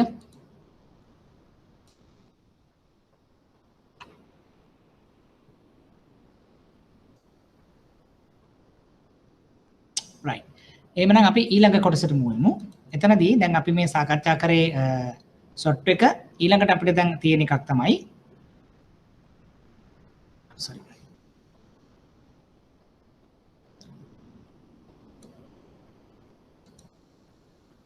PESTEL කියන එක. අපි ගත්තොත් මෙතනින් අරන් එතනට යන්න. දැන් අපි SWOT එක කියලා කිව්වොත් ඒක ටිකක් ලේසි දෙයක්. ඉන්ටර්නල් එක්ස්ටර්නල් දේවල් අපි සාකච්ඡා කරොත් ශක්තියින් දුර්වලතා හැටියට එහෙම නැත්නම් අවස්ථා සහ අවදානම් හැටියට සාකච්ඡා කරාම ඒකෙදී ඇත්තටම අභ්‍යන්තර සහ බාහිර කියන පරිසර දෙකම අපි යම් තාක් දුරට විශ්ලේෂණගත කරා. හැබැයි PESTEL එක හරහා අපිට ඒක වැඩිපුර කරන්න පුළුවන් කියන එක තමයි දැන් මම මේ කියන්න යන්නේ. දැන් අපි ගත්තොත් ආයතනයක් ණයක් ගන්න එනකොට ඒ ආයතනය ඔපරේට් වන පරිසරයෙන් සිදුවන බලපෑම මත ඒ ණය මුදල ඉදිරියට යන්නද පුළුවන්ද බැයිද කියන දේ අපි තීරණය කරනවා. එතකොට ඒක ටිකක් ලේසි පාසු වැඩකුත් නෙවෙයි. සාමාන්‍යයෙන් පොඩි පොඩි ණය මුදල් වලට වඩා ලොකු ණය මුදල් වලදී මේ බලපෑම වැඩි. උදාහරණයක් ගමු. අපි දැන් එකමට ගන්න අපි හිතමු එයාපෝට් එකක් හදනකොට. හාබර් එකක් හදනකොට. එහෙම නැත්නම් හයිවේ එකක් හදනකොට. එහෙමත් නැත්නම් විශාල ප්‍රමාණයේ ෆැක්ටරි එකක් හදනකොට. හරි. එහෙම නැත්නම් අපිට සාමාන්‍ය අපි හිතමු හෝටල් එකක් හදනකොට. දැන් ඒ වගේ වෙනකොට දැන් අපිට බලපානවා ඒ ආයතනය සම්බන්ධ තීරණ වලට වඩා බාහිර පරිසරයේ සිදුවන සිදුවීම්. උදාහරණ දෙකක් තුනක් පැහැදිලි කරන්න අපි මෙහෙම හිතන්න. දැන් අපි හිතමු 5 star hotel එකක් හදන්න යනකොට අභ්‍යන්තරික සහ බාහිර යම් යම් සාධක ටික අපි SWOT එකෙන් බැලුවට ඇත්තටම අපි නිකන් බැලුවොත් පාරිසරික පැත්තේ ඊට වඩා බලපෑමක් තියෙන්න පුළුවන්. අපි ගමු ඒක පිටවන තැන ඒකෙන් යම් කිසි තියෙන අපද්‍රව්‍ය උදාහරණ විදිහ. එතකොට ඒක නිසා පරිසරයට සිදුවන බලපෑම් වගේ දේවල් සෙන්ට්‍රල් එන්වයරන්මන්ට් ඔතොරිටි එකත් එක්ක සාකච්ඡා කරන්න ඕන දේවල් වෙන්න පුළුවන්. එහෙම නැත්නම් අපි හිතමුකෝ ඒ ව්‍යාපෘති සඳහා ජලය පාවිච්චි කිරීම, ඒ ව්‍යාපෘති සඳහා විදුලිය පාවිච්චි කිරීමේදී දැන් ඒක ටිකක් විශාල ප්‍රමාණයේ දෙයක් නිසා ඒක නිසා බලපෑමකට ලක් වෙන තවත් ප්‍රමාණයක ඉන්න කොටස්කරුවන් නිසා ඔන්න අපිට එතනදී බලපෑමක් වෙන්න පුළුවන්. ඒ වගේම තාක්ෂණික. ඒකත් මේ නිකන් හොටෙල් එක තියලා එතනින් එහාට සිද්ධ වෙන දෙයට වඩා ඒක සමහරට අන්තර්ජාතිකව ඉඳලා කස්ටම් කෙනෙකුට බුකින් එකක් කරන්න පුළුවන්. කැන්සලේෂන් කරන්න පුළුවන්. ඔන්ලයින් වගේ දේවල් විසර් කරන්න පුළුවන්. එතන තව ටිකක් අපිට තව ටූර්ස් ටිකක් arrange කරන්න පුළුවන්. දැන් මේවා වැදගත්. දැන් මේක අපි සිග්නල් නැති පැත්තක ගිහිල්ලා හොටෙල් එකක් ගහනවා කියලා එක්සැම්පල් එකට කිව්වොත් ඒක ලොකු ප්‍රශ්නයක් 5 star හොටෙල් එකකට. ඒක නම්බර් 1 රික්වයර්මන්ට් එකක් එයාට digital TV to cable TV to internet to එතකොට ඒක ලොකුම දෙයක්. ඒක නිකන් මේ අභ්‍යන්තරිකව බලලා බෑ අපිට. ඒක රජයත් එක්ක සමාන රජය කියන්නේ රයිට් මේ විදිහට තමයි මේ ටික වෙන්නේ. නීතිමය පැත්තේ, සමාජීය පැත්තේ කොහොමද මිනිස්සු මේක දිහා දකින්නේ? හරි එහෙම නැත්නම් ආර්ථික තත්ත්වය කොහොම වගේ වෙයිද? දේශපාලනික ප්‍රතිපත්තිය කොහොමද වෙන්නේ? දැන් මේ ඉදිරියට මේ වගේ දේවල් කරන්න පුළුවන්. එකතකොට ගත්තොත් හයිවේ එකක් හදනකොට දැන් ඉදිරියට ගත්තොත් ඔන්න හයිවේ එකේ හදනකොට ලෝකල් පාටිස් වලට කොන්ට්‍රැක්ටර්ස් වලට දැන් වැඩිපුර තනක් දෙන්න. හරි? නමුත් ඊළඟ රජයක් එනකොට එහෙම නොවෙන්න පුළුවන්. ඒතර දැන් අපි බලන්න ඕන රයිට් ඉස්සර නම් තිබ්බේ රයිට් ෆොරින් ලෝන් එකක් නැත්නම් මේක කරන්නේ නැහැ. නමුත් දැන් එහෙම නෙවෙයි 80% දෙනවා ලෝකල් කොන්ට්‍රැක්ටර්ස් වලට. ඒතර ලෝකල් බැංකු වලින් ණයක් ගන්න ඒගොල්ලන්ට එනවා මොකද රජයේ ප්‍රතිපත්තිය තමයි මේක දේශීය ණය වලින් කරන්නේ. අන්න එහෙමනම් අපිට මේක එතකොට පහසුවක් වෙනවා. එතකොට මේ ආයතනයක් ශාස්ත්‍රයක් තුල එන ණය අවශ්‍යතාවය අපි සාකච්ඡා කරනකොට ටිකක් අර බිග් පික්චර් එකට ගිහිල්ලා මේක තමයි මේ political economical social legal technological and environmental කියලා අපි මේ සාකච්ඡා කරන්නේ. ඒතර මේක අපව කිව්වොත් අර කලින් කියන தත්ත්වයට වඩා බැරෑරුම්ව විශ්ලේෂණයකට ගිහිල්ලා අපි කරන ක්‍රමවේදයක් තමයි මේ PESTEL එක හරහා කරන්නේ. right. එහෙනම් අපි ඊළඟ එකට යමු. දැන් මේකෙත් එක එක දේවල් එක එක අයිටම් අපිට සමහර වෙලාවට දැන් එක උදාහරණයක් ගහුවොත් මොකද්ද පෙස්ටල් කියන්නේ? පෙස්ටල් වැදගත් වන්නේ ඇයි? එතකොට පෙස්ටල් එක කෙටියෙන් විස්තර කරන්න. වගේ කිව්වොත් මෙන්න මේ වගේ දේවල් ටිකක් අපිට අවශ්‍ය වෙනවා. දේශපාලනික තත්ත්වය. මොනවද බලමු දේශපාලනික තත්ත්වය?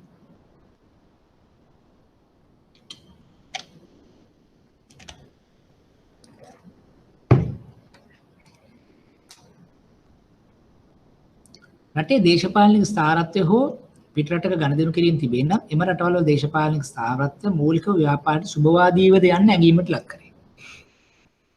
දැන් උදාහරණයකට මේ රටේ මොන හරි දෙයක් කරන වෙලාවක රටේ දේශපාලනය කොච්චර ස්ථාවරද? ඒක අපි හිතමු මොන හරි හැම වෙලේම ආණ්ඩු වැටෙන පෙරලෙන තත්ත්වයක් නම් අපි කියනවා දේශපාලනිකව ස්ථාවරත්වයක් නැහැ. මේ එක්සැම්පල් එක ගත්තොත් ඉස්සර පාකිස්තානේ හැම වෙලේම ප්‍රජාතන්ත්‍රවාදී රජයන් එනවා මිලිටරි රජයන් එනවා. එතකොට අපි ගත්තොත් ඔන්න ප්‍රජාතන්ත්‍රවාදී රජයක් ඩෙමොක්‍රැටික් හැටියට ගන්න ආකල්පේ නෙවෙයි මිලිටරි එකක් ආවොත්. අපි ගිහමු ඊට පස්සේ අපි ගමු ටූරිස්ට් මොකක් හරි එකක් යනකොට අපි මෝල්ඩිව්ස් යනකොට එහෙදී රාජ්‍ය ප්‍රතිපත්තිය ආණ්ඩුවෙන් ආණ්ඩුවට වෙනස් වෙනවා නම් අන්න ඒතකොට දේශපාලනික ස්ථාවරභාවයක් නැති වෙනවා. දැන් අපි දැන් ලංකාවේ උදාහරණයක් ගත්තොත් 2015 ආදෙන් 20 ගත්තොත් කාටරි ආගියු කරන්න පුළුවන්. ඒක දේශපාලනිකව එච්චර ස්ථාවර නැහැ. ඇයි?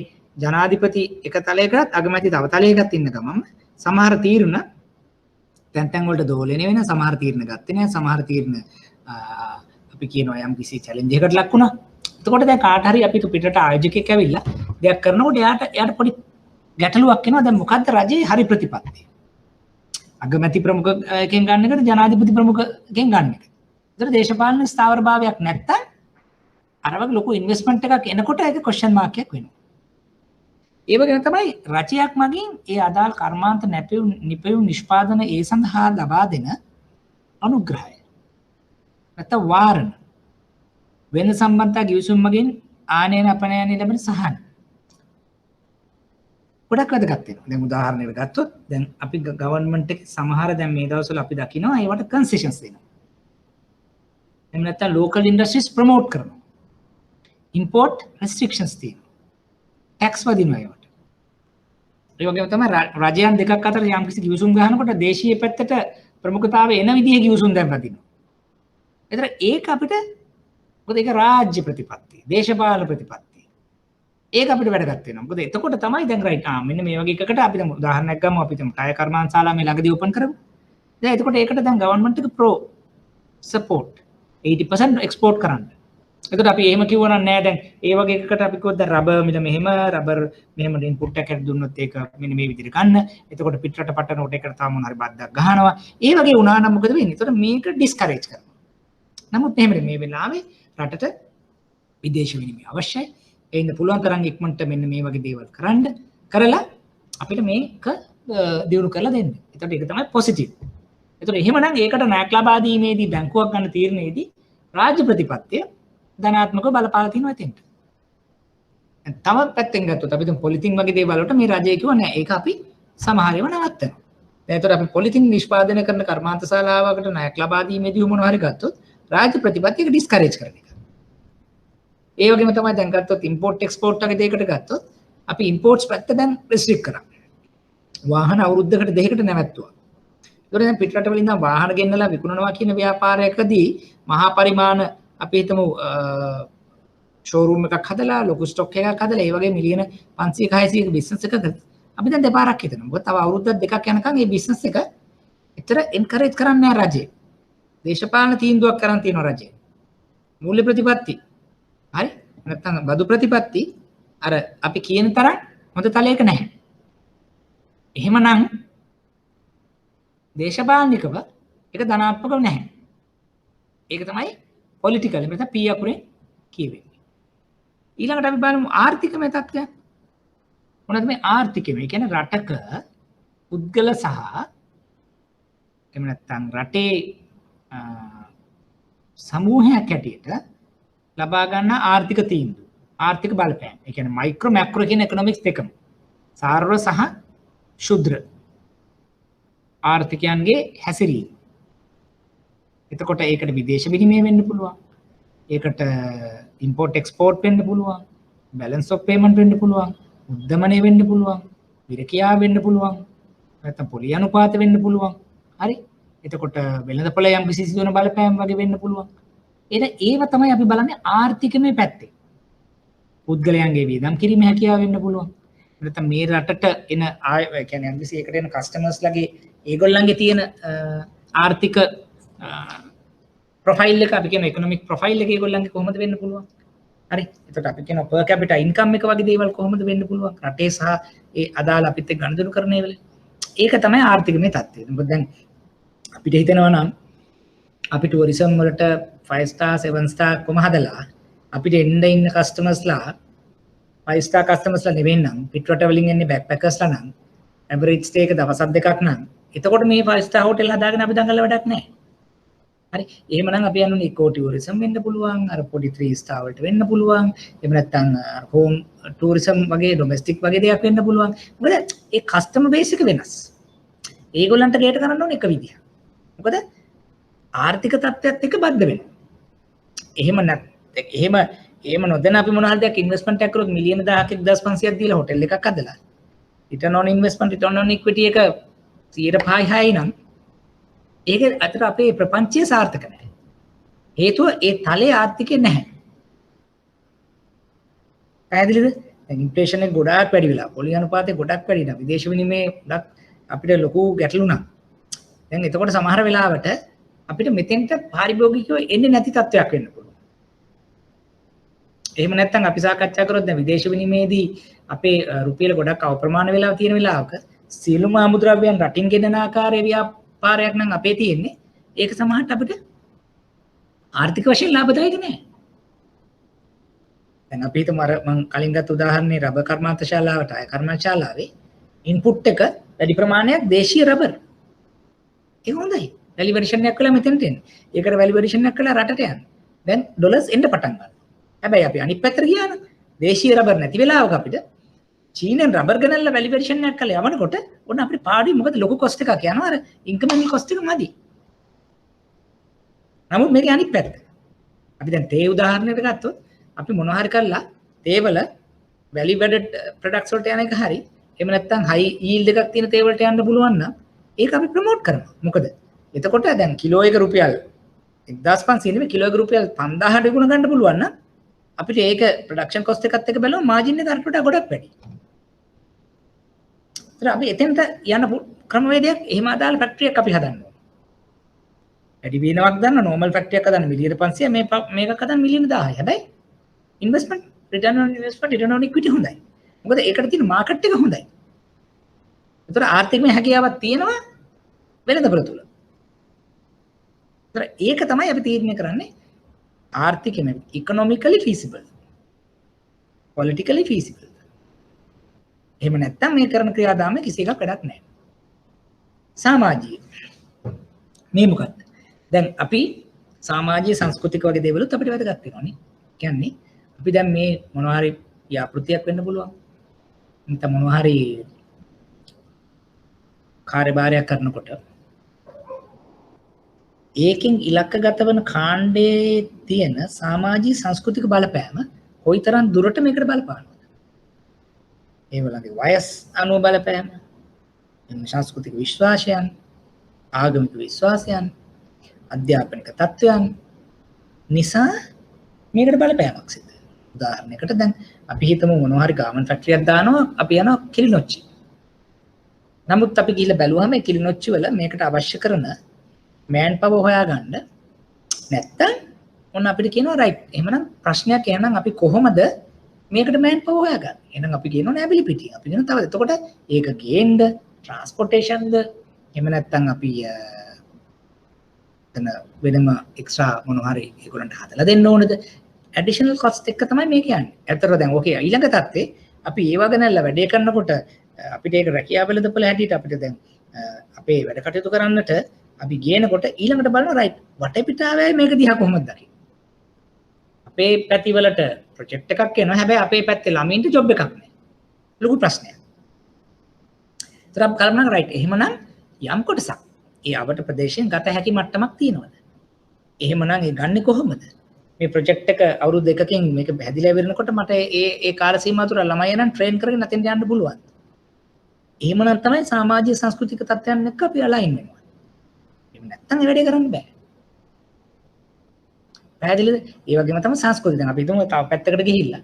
මේ පැත්තේ ආගමික විශ්වාසයන් වලට එරෙහි වෙන විදිහේ නිෂ්පාදනයක් නම් අපි කරන්නේ. හරි? එහෙම නැත්නම් අපේ සමහර ක්‍රමවේද ඒ අවට පරිසරයේ හෝ ඒ සමාජයේ තියෙන විශ්වාසයන් තවදුරටත් චැලෙන්ජ් කරන ආකාරයේ දේවල්. ඒක ලොකු ප්‍රශ්නයක් කෙලවර වෙන්න පුළුවන්. ඒවා අපි දැකද ඒක බැංකුව හැටියටත් ව්‍යවසායකයා හැටියටත් හොඳ දැනුමක් ඇරගෙන තමයි අපි එතෙන්ට යන්න ඕනේ. ඒ කියන්නේ අලුතෙන් කරනකොට හෝ කරගෙන යනකොට හෝ උද්ගත විය හැකි තත්ත්වයන් අපි සාකච්ඡා කරන්න ඕනේ. නැත්නම් අපිට ලොකු ගැටලුවක් එනවා යම් ප්‍රශ්න निराකරණය කරගන්න. පැහැදිලිද? right. අපි තාක්ෂණික තත්ත්වයන් වලට යන්. එතකොට ඒ අතරතුර අපි සාකච්ඡා කරේ දේශපාලන ආර්ථික සමාජීය. ඒ ටිකේ මොන හරි ඔයගලන්ට ගැටලු තියෙනවා.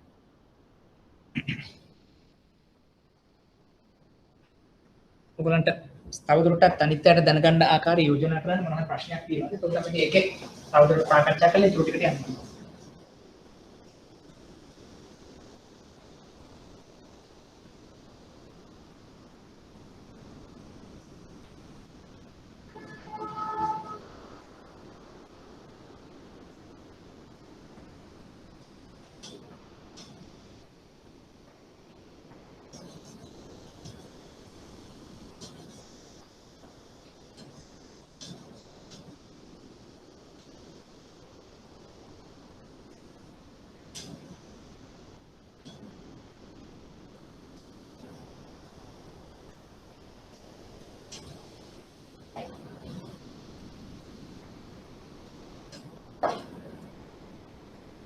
මොකද ගැටලු නැහැ.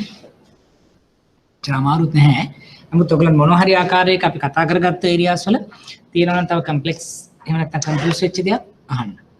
මොකද නැත්නම් අපිට වෙන්නේ සමහරවිට අපි එක දිගට කරගෙන ගිහිල්ලා ඔක ප්‍රශ්නකට ආවට පස්සේ සමහරවිට අපිට කරගන්න බැරි වෙන අවස්ථාවක් ඒ කියන ඉඳ තමයි මම එහෙම අහුවේ. එහෙම නැත්නම් අපිට කන්ටිනියු කරන්න පුළුවන්.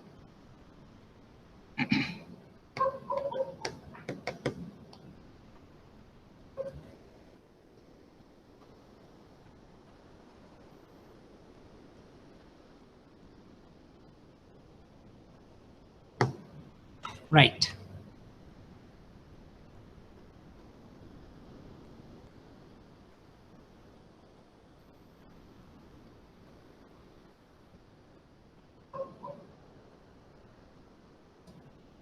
එහෙනම් අපි තාක්ෂණික තත්ත්වයන් ගත්තොත් අපි බලනවා මේ ව්‍යාපෘතියට නැත්නම් මේ ශාස්ත්‍රය තුල දැනට සහ අනාගතයේ විය හැකි තාක්ෂණික වෙනස් වීම තාක්ෂණික තත්ත්වයන් සඳහා කොයිතරම් දුරට මේ ව්‍යාපෘතිය නැත්නම් මේ ශාස්ත්‍රය සූදානම්ද? එතකොට ඒකෙදී ඒ කියන පුද්ගලයන්, ඒ කියන පද්ධතීන්, ඒ කියන නිෂ්පාදන, ඒ සේවා, ඒ සියලුම දේවල් අපි ඇඟීමකට ලක් කරනවා මේ තාක්ෂණික සාධකත් එක්ක. දැන් මම අපි ගත්ත උදාහරණ කීපයක් ගත්තොත් අපි හිතමු දැන් ඔය කියන ටයර් ෆැක්ටරි එක ගත්තොත් එයාගේ සමහර නිෂ්පාදන මේ කරගෙන යන විදිහටම කරලා එක්ස්පෝර්ට් කරනකොට ඒක වර්ල්ඩ් ස්ටෑන්ඩඩ් වලට ගේන්න පුළුවන්ද බැයිද? එහෙමනම් ඒ කොහොමද ඒක දැනටමත් වර්ල්ඩ් ස්ටෑන්ඩඩ්ද? ඒ වගේම තමයි ඒවා ඉදිරියේ වෙන ප්‍රවණතාවයන් සඳහා වෙනස් කිරීම වලට ලක් කරන හැකියාවක් මෙතන තියෙනවා. ඒගොල්ලෝ අර ජර්මන් හරි එහෙම ටෙක්නොලොජි කරලා මෙහෙ ට්‍රේන් කළා එහෙම තමයි කරන්නේ. ඇයි මේක යුරෝපියන් මාකට් US මාකට් එකට නෑ මේගොල්ලෝ යන්නේ. එතකොට දැන් අපි දැන් මේක ඒෂියන් මාකට් එකට කරන දේම නෙවෙයි යුරෝපියන් නැත්නම් US මාකට්ස් වලට යනකොට තියෙනවා. එතකොට ඒ තාක්ෂණික තත්ත්වයන් දැන් ටයර් එකක් ගත්තොත් ඒ ටයර් එකක තියෙන ප්‍රමිතිය ඒ රටවල තියෙන ප්‍රමිතියින්ත් එක්ක සමපාත වුනේ නැත්නම් මේ ඒගොල්ලෝ මේක මිලදී නොගන්න අවස්ථාවක් එන්න පුළුවන්. ඒක තමයි කන්ටිනියස් ඉම්ප්‍රූව්මන්ට් එකකුත් වෙනවා. අපි දැන් මෙහෙම දීලා ඊළඟ අවුරුද්ද යනකොට එහෙ වෙනස් වීම සඳහා මෙහි ඒ දේ කළ හැකි තාක්ෂණික දැනුම සහ උපකරණ සහ පද්ධතින් මෙහෙ තියෙනවාද? ඒක වැඩි කරන්න පුළුවන්ද? එහෙම කරනවා නම් ඒකට සඳහා මූල ආයෝජනය කොහොමද? ඒව තමයි අපි බලන්න ඕනේ මේකට ෆන් කරනකොට. ඒව ගන්න පුද්ගලයෝ දැන් මේකේ නෑ ට්‍රේන් වෙනවා. ආෆ්ටර් සේල් සර්විස් එක කොහොමද? එතකොට ඊළඟට අපි ගත්තොත් ඒ දැනුම අපි කොහොමද දැන් අරගොල්ලෝ ට්‍රේන් කරලා ගියාට පස්සේ අපි මේක කරගෙන යන්නේ. එතකොට ඒක කන්ටිනියස් ප්‍රොසෙස් එකක් හැරෙට යනවා. ඊළඟට තමයි දැන් මෙතන ඉන්න අපි මේ නිෂ්පාදකයෝ දැන් ඒව පිටරට වලට කරන එක හරි. කොහොමද මේ නෙට්වර්ක් එක, ඒ සම්බන්ධතා දැන් තියෙන්නේ කොහොමද? ඉස්සරහට යන්නේ කොහොමද? ඒ සම්බන්ධතා අපි ගත්තොත් කොහොමද යාවත්කාලික කරන්නේ? තාක්ෂණික පැත්තෙන් මම මේ කියන්නේ. එතකොට ඒ කියන හැකියාවන් පිළිබඳ තමයි තාක්ෂණික කාරණා අපි සාකච්ඡා කරන්නේ. ඊළඟට නීතිමය තත්ත්වය. නීතිමය තත්ත්වයන් ගත්තොත් දැන් අපි මොන හරි ආයතනයක් හොටෙල් එකක් වෙන්න පුළුවන්, ගාමන්ට් ෆැක්ටරි එකක් වෙන්න පුළුවන්, රබර් ටයර් මැනුෆැක්චරින් එකක් වෙන්න පුළුවන්. නැත්නම් මහා පරිමාණුවේ මම කිව්වා හාබ එක ඒ වගේ දෙයක් වෙන්න පුළුවන්. එතකොට ඒක ක්‍රියාත්මක කරගෙන යාමේදී ඒ සම්බන්ධව තියෙන ලීගල් පැත්ත නැත්නම් නීතිමය තත්ත්වයන්. දැන් අපි ගත්තොත් බදු නැත්නම් එක ගාස්තු, සෞඛ්‍ය, ආරක්ෂක, සේවක නීති, කන්සියුමර් වගේ දේවල් මේවා තියෙන ස්ටෑන්ඩඩ්ස්. දැන් මේවා නිකන් අපි හිතුවොත් මෙන්න මේ විදිහට කියලා අපි වැඩේ කරගෙන යනවා ප්‍රශ්නයක් වුණොත් බලනවා එහෙම බෑ. අපි EPF ETF එක කියන එකක්. hygiene තව එකක්. health and safety තව එකක්. එතකොට මේකට duty හෙද නැත්නම් අපිට concessions ද අනිත් fees ද ඒවා ඊළඟ consumer පැත්තෙන් consumer protection වගේ දේවල් දැන් අපි ටයර් එකක් පාවිච්චි කළා මොන හරි දෙයක් අපි වෙන්නේ නැහැ කියන්නේ අපි guarantee එකක් දෙන්න ඕනේ. local ටයර් එකක් කියලා අපි හිතමු මොන හරි වෙලා 100% ටයර් එක පුපුරලා ඉවරලා මොන හරි ප්‍රශ්නයක් වුණොත් එහෙම එතකොට අපිට කියන්න බෑ ඩ්‍රයිවිං නවුලක් කියලා කිය ඉඳලා හරියන්නේ නැහැ. ඒ ටයර් එකේ සේෆ්ටි එක, ටයර් එකේ තියෙන ප්‍රමිතිය. ඒ වගේම තමයි හොටෙල් එකකට ගිහලා යම් කිසි දෙයක් වුණාට පස්සේ අපි තුමු 5 star යනකොට දැන් pool එකක් තියෙනවා නම් pool attendants දෙන්නෙක්. ඒතකොට පොඩි දරුවෙක් ගියත් ලොකු කෙනෙක් ගියත් මොකක් හරි වෙනකොට ඒක බලා ගන්න පුළුවන් තත්ත්වේ නීති රීති වලින් ආරක්ෂා වෙලා තියෙනවා. පස්සේ මේක මේ වෙලා මෙහෙම දෙයක් නෑ මෙහෙම කියලා කියන්න බෑ.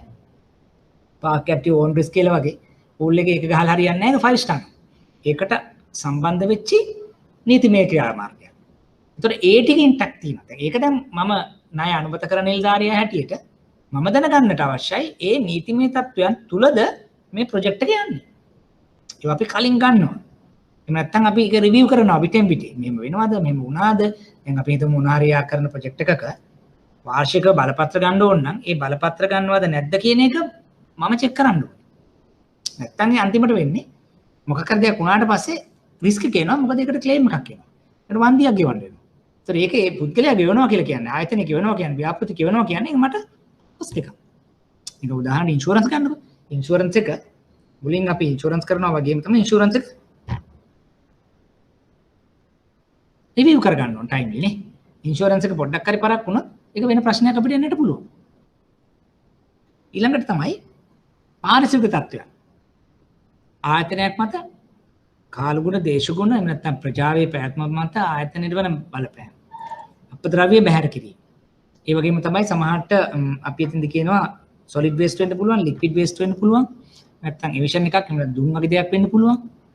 ඒතර ඒවා පරිසරයට අනුකූල තියෙන ප්‍රමිතීන් එක්කද වෙන්නේ. ප්‍රොජෙක්ට් එකේ මොන හරි වෙන දෙයක් නිසා පරිසරය හානි වෙනවා නම්, පුද්ගලයන්ට හානි වෙනවා නම්, ඒ නිසා වෙන වෙන රෝගාබාධ වලට ලක් වෙනවා නම්, එහෙම නැත්නම් අභ්‍යන්තරක වෙන්න කට්ටියට ගැටලුවක් වෙනවා නම්, ඒවත් අපි නිසි පරිදි කළමනාකරණය කරන්න. එහෙම නොවෙනවා නම් එතන අපිට ගැටලුවක් වෙනවා. පාරිසරික තත්ත්වයන් නැහැ කියන ප්‍රශ්නයක් අපිට එන්නට සිද්ධ වෙනවා. එතකොට දැන් අපි ඔය සාකච්ඡා කරේ P අකුර, E අකුර, S අකුර, T අකුර, L අකුර, E අකුර. අපි ඒ එකක් යටතේ අපි සාකච්ඡා කරනවා මේක යම් ආකාරයක බලපෑමක් තියෙනවද? ඒක ධනාත්මකද? ඒක ඍණාත්මකද? එතකොට ධනාත්මක නම් අපිට කියන්න පුළුවන් right. ටෙස්ටල් ඇනලිසිස් එක කරාම බාහිර බලපෑම්, බාහිර තියෙන පාර්ශවයන් නැත්නම් ඒ එන්වයරන්මන්ට් එකෙන් අපිට එන්නේ ගැටලුවක් නෙවෙයි ධනාත්මක දෙයක්. ඒක නිසා අපිට මේ ව්‍යාපෘතිය තවදුරටත් තල්ලු කරගෙන යන්න හැකියාවක් තියෙනවා. එහෙම නොවෙනවා නම් අපි සාකච්ඡා කරනවා රයිට් මේක නිසා අපිට පොඩ්ඩක් මේක නෙගටිව්. නැත්නම් මේක මේ කියන සමහර කාරණා අපිට මේ ව්‍යාපෘති ඉදිරියට කරගෙන යෑමේ නොහැකියාවක් තියෙනවා. ඒක නිසා මේ ව්‍යාපෘති තවදුරටත් කරගෙන යාමේ හැකියාවක් නැහැ කියන තීරණයට අපි ඇවිල්ලා ව්‍යාපෘති නවත්තනවා. එනතම මුදල් ලබා දීමක් කරන්නේ නැහැ. එච්චර ක්‍රිටිකල් මෙන්න මේ කියන කාරණා ටික. දැන් මෙතනදී තියෙන ඊළඟ ගැටලුව තමයි අපි පෙස්ටල් සොට් එකක් නම් අපි ආයතනයකට තනි ඒකකයකට කරාට පෙස්ටල් එකක් එම තනි ඒකකයට කරන්න එක පහසු නෑ. ඒ ඒකකය සම්බන්ධ වෙච්ච ශේෂ්ත්‍රයත් එකට අරගෙන තමයි අපි මේ දේ කළ යුත්තේ. උදාහරණයක් ගත්තොත් ටී ෆැක්ටරි එකක් ගැන කිව්වොත් ටී සෙක්ටර් එකට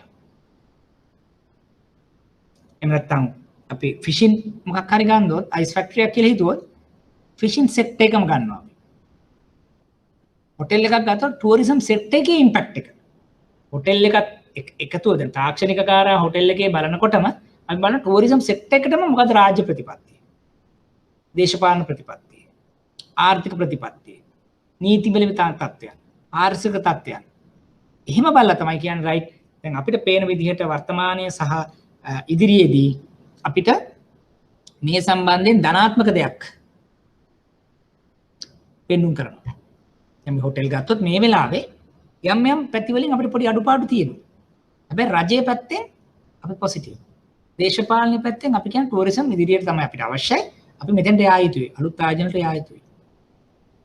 තාක්ෂණික ගත්තත් 4 star 5 star පැත්තට කමක් නැහැ. මොකද අපිට කස්ටමර්ස්ලා දැන් ඔන්ලයින් වීසා අරගෙන ඒ පැත්තෙන් බුකින් ටික කරගෙන එතකොට දැන් ඒ ලෙවල් එකට අපි ඇවිල්ලා තියෙනවා. අපි රටක් හැටියට අපි අනිත් ඒවත් එක්ක ටෙක්නොලොජි පැත්තෙත් එක තරඟට ඇවිල්ලා තියෙනවා.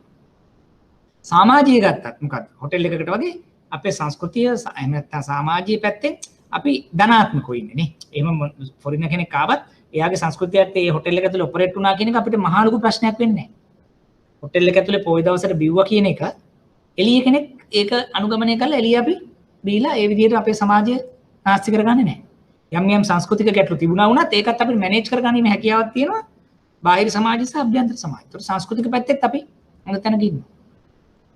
පාරිසරික තත්ත්වයන් හැදුවත් හොටෙල් එකක් හදනකොට අපි නිසි පරිදි ක්‍රමවේද පාවිච්චි කරලා නැත්නම් ඒකට වතුර එහෙම නැත්නම් විදුලිය පාවිච්චි කරමින් නිසි පරිදි ට්‍රාන්ස්ෆෝමර්ස් ඒ වගේ දේවල් දාලා right අපි එතකොට ඒ යම් කිසි ක්‍රමානුකූලව පෙන්눔 කරලා තියෙනවා මෙන්න මේ විදිහට තමයි 5 star එකක් හැදෙන්නේ. එතන නිකන් ඔය ටික කාරණා ටික කෙටියෙන් ගත්තොත් අපිට සාකච්ඡා කරනකොට අපිට කියන්න පුළුවන් අපි ධනාත්මක දැනක ඉන්නවා. නැත්නම් මේ 5 star hotel එකක් ලංකාවේ දැන් හැදෙන එක අපිට ගැටලුවක් නෙවෙයි. ඒක අපි පොසිටිව් විදිහට දකින්නේ. කියලා අපි සාකච්ඡා කරනවා. පැහැදිලිද? right. අපි ඒකේ මම එක්සැම්පල් එකක් අපි වෙනම සාකච්ඡා කරන්නේ නැහැ. මොකද අපි එක්සැම්පල් එකක් දෙකක් මේකම කරනකොට සාකච්ඡා කරපු නිසා අපි ඊළඟ එකට ගියාට පස්සේ අපි අවශ්‍ය නම් එකක් අපි සාකච්ඡා කරමු. මොන හරි ගැටලු තියෙනවද? short and pistol.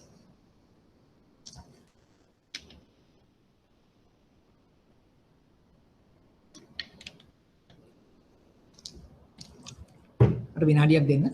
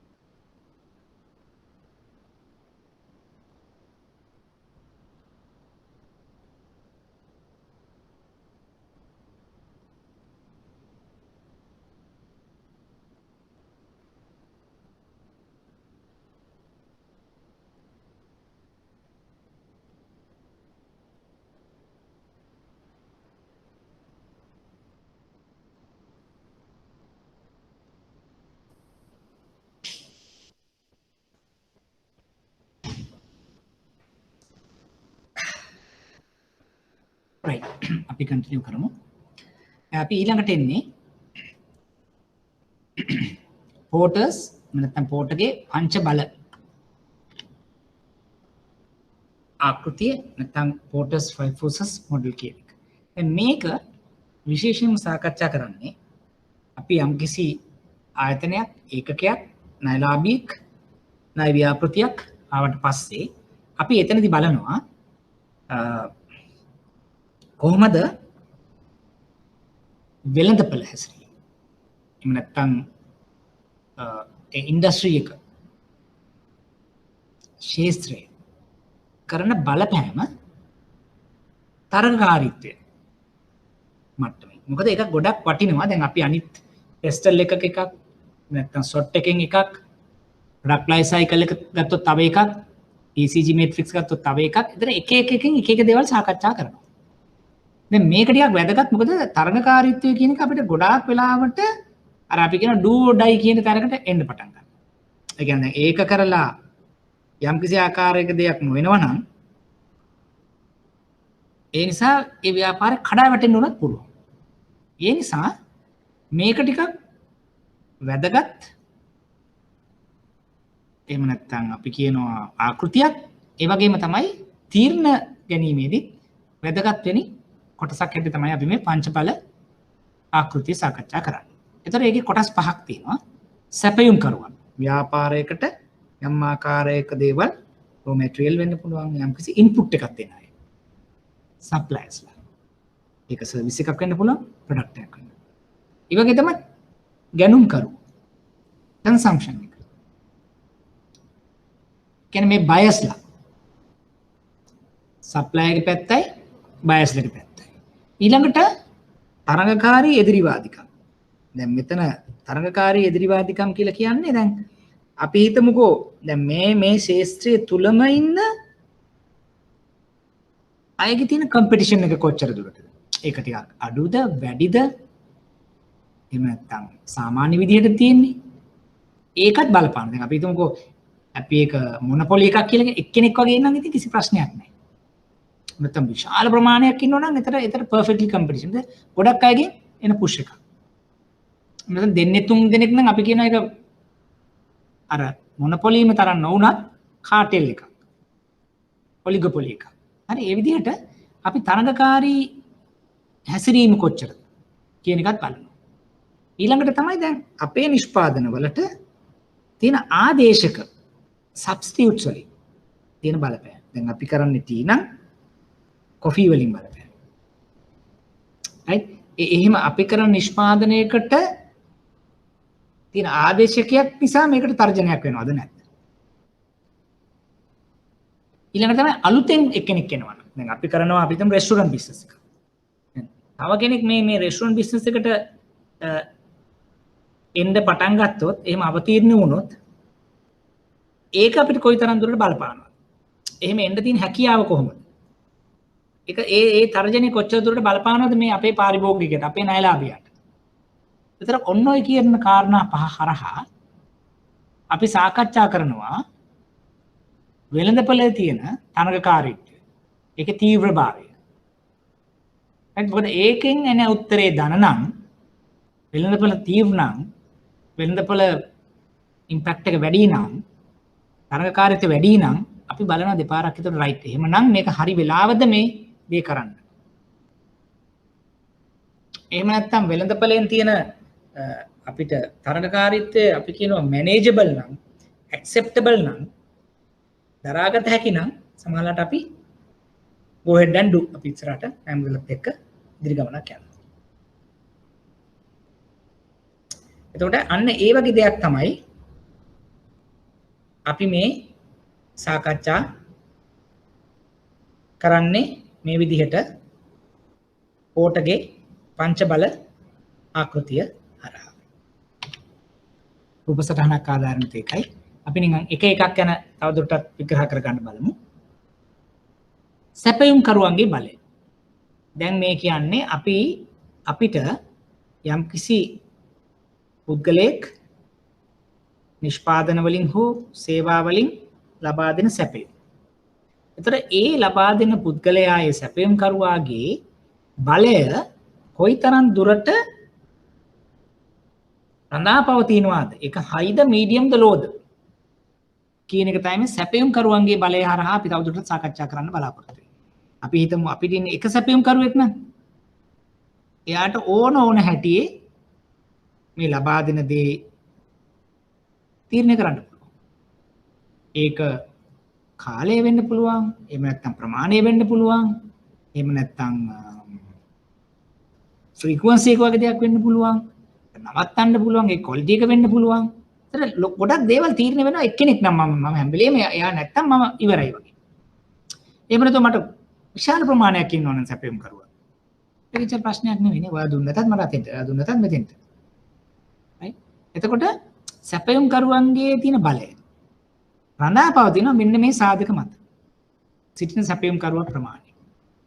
යෙදෙවුමේ ඇති සුවිශේෂත්වය.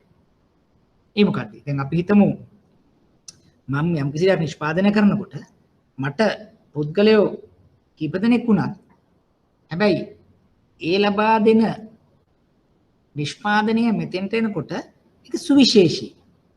හේතුව දැන් ඒක දැන් මට ටග් ගාලා මේ දැන් අපි හිතමු මෝල්ඩ් එකක් සපත්තු හදනවා කියලා. දැන් මම මෙයාට 500ක් 1000ක් ඕඩර් එකක් දීලා තියෙනවා.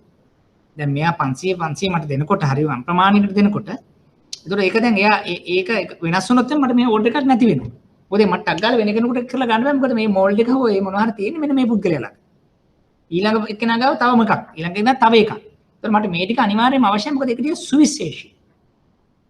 ප්‍රොඩක්ට් එක මගේ එන්ඩ් යූසර් එකට යනකොට මේ දෙන ඉන්පුට් එක ස්පෙෂල් එකක්.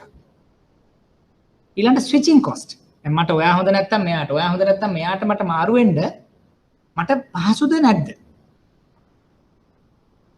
සමහර වෙලාවට ගැටලුවක් නැතුව මට මාරු වෙනවා. අපි හිතමු මම රෙස්ටුරන්ට් එකක් කරනවා නම් ভেජිටබල් සප්ලයර් මෙයා නෙවෙයි අරයා වුණත් අරයා නෙවෙයි අරයා වුණත් කමක් නැහැ. හැබැයි මම අර මෝල්ඩ් එකකින් එහෙම නැත්නම් මම IT රිලේටඩ් වගේ නේද? හරිද? ඒ ටෙක්නොලොජි එක තියෙන මෙයා නම් මට මෙයාගෙන් අතෙන්ට ස්විච් වෙනකොට ආපහු එයාගෙන් රයිට් ඔයා ගන්න. හැබැයි මෙන්න මේ ඕඩර්ස් ටිකක් එහෙම නැත්නම් මට අවුරුද්දක සර්විස් ඇග්‍රීමන්ට් එකක් තමයි මම දෙන්නේ. මොනවද ස්විචින් කොස්ට් එක? මොකද අරයාගෙන් හැල්ලා මෙතෙන්ට එනකොට මම ඇඩිෂනලි දෙයක් ඉන්ක කරනවා. එතකොට අන්න ඒ වගේ දේවල් බලපානවා සැපෙම් කරුවගේ බලය. එතකොට සප්ලයර් බාගේනින් පව තීරණය වෙනවා මෙන්න මේ කියන කාරණා යටතේ. දැන් මේකෙදි සමහර වෙලාවට අපෙන් අහන ප්‍රශ්නයක් වෙන්න පුළුවන් පෝට් එකේ පංච බලාකෘතිය යනුවෙන් හඳුනාගන්නේ කුමක්ද? අපි මේක කෙටි ලිව්වා 1 2 3 4 5 කෙටියෙන් විස්තර කරන්න. එතකොට අපිට මෙන්න මේ කියන සමහර කාරණා අවශ්‍යතාවයක් තියෙන්නට පුළුවන්. ගැනුම් කරුවන්ගේ බලය. දැන් ගැනුම් කරුවන්ගේ බලයේදී වෙන්නේ දැන් මම දෙයක් නිෂ්පාදනය කරනවා. ඒ නිෂ්පාදිතය මිලට ගැනීම සඳහා ඉන්න කන්සියුමර්ස්ලාට මට කොච්චර බලපෑම් කරන්න පුළුවන්. මගේ නිෂ්පාදනය හෝ සේවාව මිලට ගන්නා පාරිභෝගිකයන්ගෙන් මට එල්ලවන බලපෑම්. අඩුද වැඩිද මධ්‍යමද? ඒක බලපාන සාධක. කොච්චර ගැනුම් කරුව ප්‍රමාණයක් ඉන්නවද? ඉන්නේ කෙනයිද 100 දෙනයිද 1000ක්. එතකොට ඒකෙත් මම කොහොමද දෙන්නේ එක පුද්ගලයෙකුට නම් අනිවාර්යෙන් මම ඩිපෙන්ඩබල් නේ. එයා බෑ කිව්වොත් මට කරන්න දෙයක් නෑ. හැබැයි සෑහෙන ප්‍රමාණයක් ඉන්නවා මට ඉතින් පොඩ්ඩක් මාරු කර මෙයා කරන්න පුළුවන්. අර කතාවම තමයි. අපි තුන් මම ভেජිටබල් ස්ටෝල් එකක් කරා යනකොට මගේ ගැනුම් කරුව ඇවිල්ලා නිකන් බයිස්ට් එන අය නේ. ඕකේ කස්ටමර්ස්ලා ඉන්නවා හැමදාම ගන්න ඉන්නවා. ආයතන ඉන්නේ. ඉතින් මට ලොකු ප්‍රශ්නයක් නෑ. ඔයා ආවේ නෑ කියලා මට තව එක්කෙනෙක් එයි. රෙස්ටුරන්ට් එකත් එහෙමයි. හැබැයි මම මොනවා හරි දෙයක අපි තුන් රබර් නිෂ්පාදනයේ එක්සැම්පල් එකක් දැන් ටයර් කියන කම්පැනිට මම මොනවා හරි අයිටම් එකක් දෙනවනම් මට ඇත්තටම දෙන්නේ මෙයා විතරයි. මෙයා ගත්තේ නැත්තම් මට මොනවා කරන්නද රබර් ටික ඒ කෑල්ල අරගෙන මට එළි විකුණන්න බෑ. ඉන් ප්‍රොඩක්ට් එකක් නේ මම සමහරට මැද ප්‍රොඩක්ට් එකක් කරන්නේ. ඒතර ඔන්න මම ඩිපෙන්ඩබල්. ඉතින් එහෙමනම් මම ඒ සඳහා යම් දේවල් එකතු වෙලා කරන්න ඕනේ. එහෙමනම් මම හරයි. ඔයා විතර නම් ගන්න මං කියන රයිට් මට මෙන්න මෙහෙමයි. මාසෙකට මෙන්න මේ ගන්න ඔයා ගන්න ඕනේ. මේ ප්‍රයිසින් එක මට දෙන්න ඕනේ. එතකොට මෙන්න මේක තමයි කොන්ට්‍රැක්ට් එක. අවුරුදු 3කට මට ඔයාට වෙන තැනකට යන්න බෑ. so some agreement. සප්ලයිගේ පැත්තෙත් එහෙම එක්කෙනෙක් ඉන්නවා. බයගේ පැත්තෙත් එහෙම එක්කෙනෙක් ඉන්නවා නම් අපි මාව සෙකියර් වෙන්න ඒ වගේ දේවල් මම කරලා තියෙනවා. දැන් බැංකුවේ ඒවා බලනවා. එක පුද්ගලයෙක් ඉන්න ව්‍යාපාර උන්තරන් ඉන්නවනේ. එක සප්ලයර් කෙනෙක් ඉන්න, එක බය කෙනෙක් ඉන්න ව්‍යාපාර තියෙනවා. තිබුණා කියලා මම මේ ලෝන් එක රිජෙක්ට් කරන්නේ නැහැ. හැබැයි ඒකට යම් ආකාරයේ ක්‍රමවේද මම යෝජනා කරනවා මගේ පාරිභෝගිකයාට මගේ ව්‍යවසායකයාට යම් කිසි ආකාරයක අඩුපාඩු නොවන විදිහට. මෙතනත් ඒ ගැනුම්කරුවෝ කීපයක් හිටියත් ඒ ගැනුම්කරුවෝ ව්‍යාපාරයට කොච්චර වැදගත්. අර සප්ලයර්ස්ලා වගේ තමයි. දැන් ගැනුම්කරුවෝ ඉන්නවා නම් මට අපි හිතමු 100ක්. එතකොට මට ලොකු ප්‍රශ්නයක් වෙන්නේ නැහැ නේ. මෙයාද. හැබැයි ගැනුම්කරුවෝ ඉන්නේ 5 දෙනයි. ඒතර ඒගොල්ලෝ මට වටිනවා. හේතුව දැන් මගේ මේ ප්‍රොඩක්ට් එක මෙන්න මෙයා හරහා තමයි අපි සුපර් මාකට් කියලා. දැන් මගේ ප්‍රොඩක්ට් එක සුපර් මාකට් හරහා තමයි මට විකුණන්න පුළුවන්. නිකන් නෝමල් කඩවලට දාලා විකුණන්න බෑ. එතකොට මට සුපර් මාකට් 5ක් හිටියත් ඒ පහම මට එක හා සමානව වැදගත්. මොකද හේතුව මේ මාකට් එක ඉන්නේ එතන. හයි එන්ඩ් මාකට් එකක්. ඒගොල්ලෝ නිකන් කඩේක ඒ මොන හරි බඩුවක් තිබ්බොත් මේක ගන්න නෑ. ඒක වැඩක් නෑ. සුපර් මාකට් එකේ බඩුව වික්කොත් අන්න then they will purchase. එතකොට ඒ ගැනුම් කරුවා මට කොච්චර වැදගත්. ඒකත් සාධකයක්. How many and how important. ඊළඟට තමයි මේ බයකින් අර බයට මාරු වෙන්න මට කොච්චර පහසුද අමාරුද. ඔයා එපාද මෙයා ඔයා එපා මට දවස් පතා මට මාරු කරන්න පුළුවන් නම් එන්න ප්‍රශ්නයක් නෑ. හැබැයි එහෙම ස්විචින් කොස්ට් එක අමාරු නම් then again I have a issue. ඊළඟට මහා පරිමාණ ගැනුම් කරුවන් කීප දෙනෙක් පමණක් සිටින විට මිල පහක් දෙන සඳහා වැඩි බලයක් කොමුණු ලැබෙයි. එතකොට දැන් අර කියනවා වගේ කාටේල් එකක් නම් ඒගොල්ලෝ කතා වෙලා කියන රයිට් අපි ගන්න මේ ගන්නට මේ ගන්නට දෙන්න. So then I have issue. මම නිෂ්පාදනයක් කරාම ඉන්නේ බයස්ලා ටිකයි but එතකොට ඒගොල්ලන්ට තියෙනවා bargaining power එක price එකට impact වෙනවා. quality එකට impact වෙනවා. delivery එකට impact වෙනවා. frequency එකට impact වෙනවා. පැහැදිලිද? එතකොට කොටස් දෙකයි. supplier buyer. supplier bargaining power buyer bargaining power. මොනවද ඒ බලපාන සාධක සාකච්ඡා කරා. තරගකාරී එදිරිවාදිකම්. how competitive. එතකොට වෙනදපළ තුල තියෙන තරගකාරීත්වය. ඔච්චර බයස්ලා ටිකක් ඔච්චර ප්ලේයර්ස්ලා ටිකක් ඉන්නවා. ඒගොල්ලෝගේ ප්‍රොඩක්ට් සර්විස් කොයි විදිහටද ඒවේ ෆීචර්ස්. එතකොට ප්‍රයිසිං එක. ප්‍රොඩක්ට් එකේ ඔෆරින් එක. තේරුණාද? එතකොට ඒ අනුව වෙනස් වෙනවා සමහර ඒවා. මම විතර නම් ඉන්නේ කිසිම ප්‍රශ්නයක් නැහැ. අපි 4-5 දෙනෙක් නම් still we are better. හැබැයි විශාල ප්‍රමාණයක් නම් මට මොකුත් කරන්න බෑ. කස්ටමර්ස්ලා කියන දේ තමයි මට ප්‍රයිස් එක දෙන්න වෙන්නේ. එතකොට මම බලන පොඩ ඩිෆරෙන්ෂিয়েට් කරලා. එක සෙග්මන්ට් වලට, එක පැකේජින් වලට, එක ඇඩ්වර්ටයිසින් කැම්පේන්ස් හරහා මම try කරනවා අර අපි කියන්නේ perfectly competition market එකක් වගේක market penetration එකක් කරන්න. මොකද අපිට නිකන් හිතුව ගමන් මෙන්න මේ ගන්න රයිට් රුපියල් 20යි ඔන්න ගන්න 30යි ගන්න ඒක වෙන්නේ නැහැ. right එතකොට අපි නම competition එක ওই තරම් දුරට තියෙනවා. ඒ කියන ඒවා තමයි බලපාන්නේ තරගකාරී එදිරිවාදිකම් කියන එක. ඊළඟට තමයි ආදේශකයන්. ඒ කියන්නේ දැන් මම කරන නිෂ්පාදනයේට වෙළඳපොලේ කොච්චර ආදේශක තියෙනවද? සහ ඒ ආදේශකවල අනිකුත් ලක්ෂණ.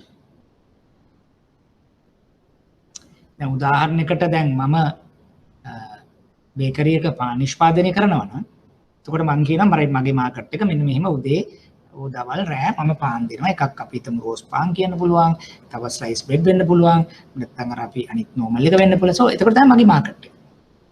මේ දැන් ඔය එකම තව කවුරු හරි අපි හිතමුකෝ පිටි ආශ්‍රිත තව නිෂ්පාදන. ඔත්තු වෙන්න පුළුවන් ඉන්දියාප්ප වෙන්න පුළුවන් තෝස වෙන්න පුළුවන්. ඒක මට ආදේශකයක් නේ. පාන් රැට කනවා වෙනුවට වෙන දෙයක් තියෙනවා. එහෙම නැත්නම් රයිස් කරි ෆ්‍රයිඩ් රයිස් ඒ වගේ දේවල්. දැන් මට ඒවා ආදේශක මගේ නිෂ්පාදනයේට. ඒතර ඒ වල තියෙන ක්වොලිටි එක, ඒකේ තියෙන මිල, ඒකේ තියෙන අපි කියන ඔෆරින් එක, ඩෙලිවරි එක, ෆීචර්ස්. ඒ අනුව මට බලපෑමක් වෙන්න පුළුවන් නේ. එතකොට සමහරට මම කියන්න පුළුවන් රයිට් මට පාම්මද පුළුවන් දැන් මේ ව්‍යාපාරය කරන්න බෑ. ඔය බේකරිය විතරක් තිබ්බට වට බෑ. ඔයාගේ පාන්ද කේක්ද බනිස්ද ඊට පස්සේ ඔය රෝල් අනම්මනන්ද ඊළඟට මොන හරි ඩ්‍රින්ක්ස් ටිකක්ද එහෙම නැත්නම් ඉන්දියා. එතකොට ඔයා අන්න එහෙම ඩයිවර්සිෆිකේෂන් එකට ගියොත් විතරයි ඔයා රෙස්ටොරන්ට් එකකට සර්වයිව් වෙන්නේ. පාන් විතර නම් yes you can do some extent but එතනින් එහාට ඔයාට ය아가න්න බැරි වෙන්න පුළුවන්. එතකොට දැන් ආදේශකයන් නුත් වැදගත් වෙනවා. එතකොට ඒ ව්‍යාපාරය තුල කොයිතරම් ආදේශක තියෙනවද? ඒ ආදේශකයන් වල යම්කිසි ලක්ෂණ මොනවාද? ඒකේ කොහොමද මිල ගණන්? ඒවා ගැනීම නිසා කොච්චර දුරට අවශ්‍යතාවය සම්පූර්ණ වෙනවද? කියන ඒවා තමයි මේ පංචබල ව්‍යාපෘතියේ තියෙන අනිත් අංශය. එතකොට අපි අන්තිම එක හැටියට සාකච්ඡා කරොත් ඒ තමයි වෙළඳපළට අලුතෙන් එන්න පුළුවන් අවතීර්ණ වීමේ හැකියාව. දැන් ඒ අවතීර්ණ වීමේ හැකියාවත් තීරණය වෙන සාධක කීපයක් තියෙනවා. එකක් අපි ගමු මූලික ප්‍රාග්ධනය. ඉනිෂියල් කැපිටල් එක. දැන් උදාහරණයකට ඔයා යම් කිසි ආකාරයකට අපි හිතමු පොඩි රෙස්ටුරන්ට් එකක් කරනවා. එතකොට දැන් ඔය රෙස්ටුරන්ට් එක කරගෙන යනකොට දැන් යම් ප්‍රමාණයකට ඔයාට කස්ටමර් බේස් එකක් ඉන්නවා. ඔය එස්ටැබ්ලිෂ් ඔයා වෙල් සෙට්. හැබැයි තවත් පුද්ගලයෙක් කොතෙන්ද එන්නත් පුළුවන්ද බැයිද කියන හැකියාව මේ ඉස්සරට වඩා දැන් අහසු වෙන්න පුළුවන්. මොකද ඒ ළඟම තියෙන එකක් රෙන් කරගෙන රෙස්ටුරන්ට් එකට අවන්න නම් ඒවත් අපිට ඇත්තටම රෙන්ට් කරගන්න පුළුවන්. ඊට පස්සේ යම් කිසි ආකාරයක සප්ලයිස් ටිකක් හොයාගන්න පුළුවන්.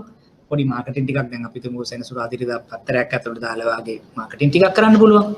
ඩෙලිවරි බෝයි කෙනෙක් ඕනනම් අරගෙන ඩෙලිවරි පටන් ගන්න තියෙන. සෝ එතකොට දැන් මහ ලොකු වියදමක් යන්නේ නැහැ. ඉනිෂියල් කොස්ට් එක නැත්තම් මූලික ප්‍රාග්ධනය මිලියන 20ක් 30ක් යන වැඩක් නෙවෙයි. දැන් කාලේ පොඩි රෙස්ටුරන්ට් එක බේකරි අවුට්ලට් එකක් දාගන්න. මිලියන 2කින් කරන්න පුළුවන්. එතකොට එහෙම මූලික ප්‍රාග්ධනය ලොකු වගේක් නෙවෙනවා නම් තරඟකරුවෙකුට එන්න තියෙන හැකියාව වැඩි. නවීන තාක්ෂණය දැන් ගත්තොත් තාක්ෂණය ඉහළම නම් ඔයාගේ නිෂ්පාදිතය හෝ සේවාව සැපීමේදී හෝ එයා ඉහළ තාක්ෂණයක් කරගෙන යන පුද්ගලෙක් නම් එතෙන්ට තව කෙනෙකුට එකපාර එන්න බැරි වෙයි. හේතුව ඒකට කොස්ට් එකක් යනවා. හරි? එහෙම නැත්නම් ඔයාගේ තාක්ෂණය එච්චර ඉහළ නැත්නම් ඕන කෙනෙකුට කරන්න පුළුවන් දෙයක් නම් අර ඕපන් සෝස් සොෆ්ට්වෙයාර් වගේ තව කෙනෙක් එයා ඉතින් ඒක ගානක් ගෙවන්නේ. සෝ එයාත් පටන් ගන්නවා ප්‍රෝග්‍රෑමින්. ඔයත් කර වෙබ් පේජ් ඩිසයිනින්. තවත් එක්කෙනෙකුට ඊසිලි කරන්න පුළුවන් නේ. ඒතර ඔන්න ත්‍රෙඩ් එකක් ඔයාලට. ඒ කියන්නේ ඒක තව කෙනෙකුට ඊසිලි එන්න පුළුවන් තාක්ෂණයේ ඉහළ නෙවෙයි සාමාන්‍ය තාක්ෂණය. නිෂ්පාදන කාර්යක්ෂමතාවය ඒකත් එහෙමයි. දැන් අපි ඉකොනොමික්ස් ඔෆ් ස්කේල්ස් එක ගැන කතා කරන්නේ. අපි කොච්චර එෆිෂන්ට්ද?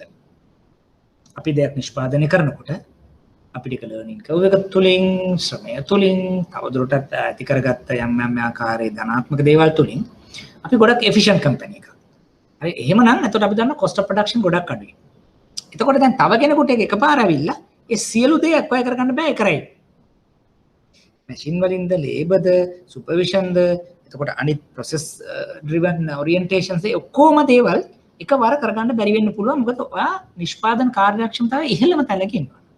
හැබැයි ඒක සාමාන්‍ය නම් පහළ නම් ඊට වඩා superior technology with some kind of ආවට පස්සේ ඒගොල්ලන්ට එකපාරම සුපර්සීඩ් කරලා දාන්න පුළුවන්. නිපයුන් ධාරිතාව. දැන් අපි ගත්තොත් ඔයාගේ නිෂ්පාදන ධාරිතාව. ඔයා 1000යි නම් නිපදවන්නේ. මාකට් එකත් එක්ක බැලුවාම ඒක ලොකු ගාණක් නෙවෙයි. හැබැයි ඔයා ලක්ෂයක් නිපදවන කෙනෙක් නම්.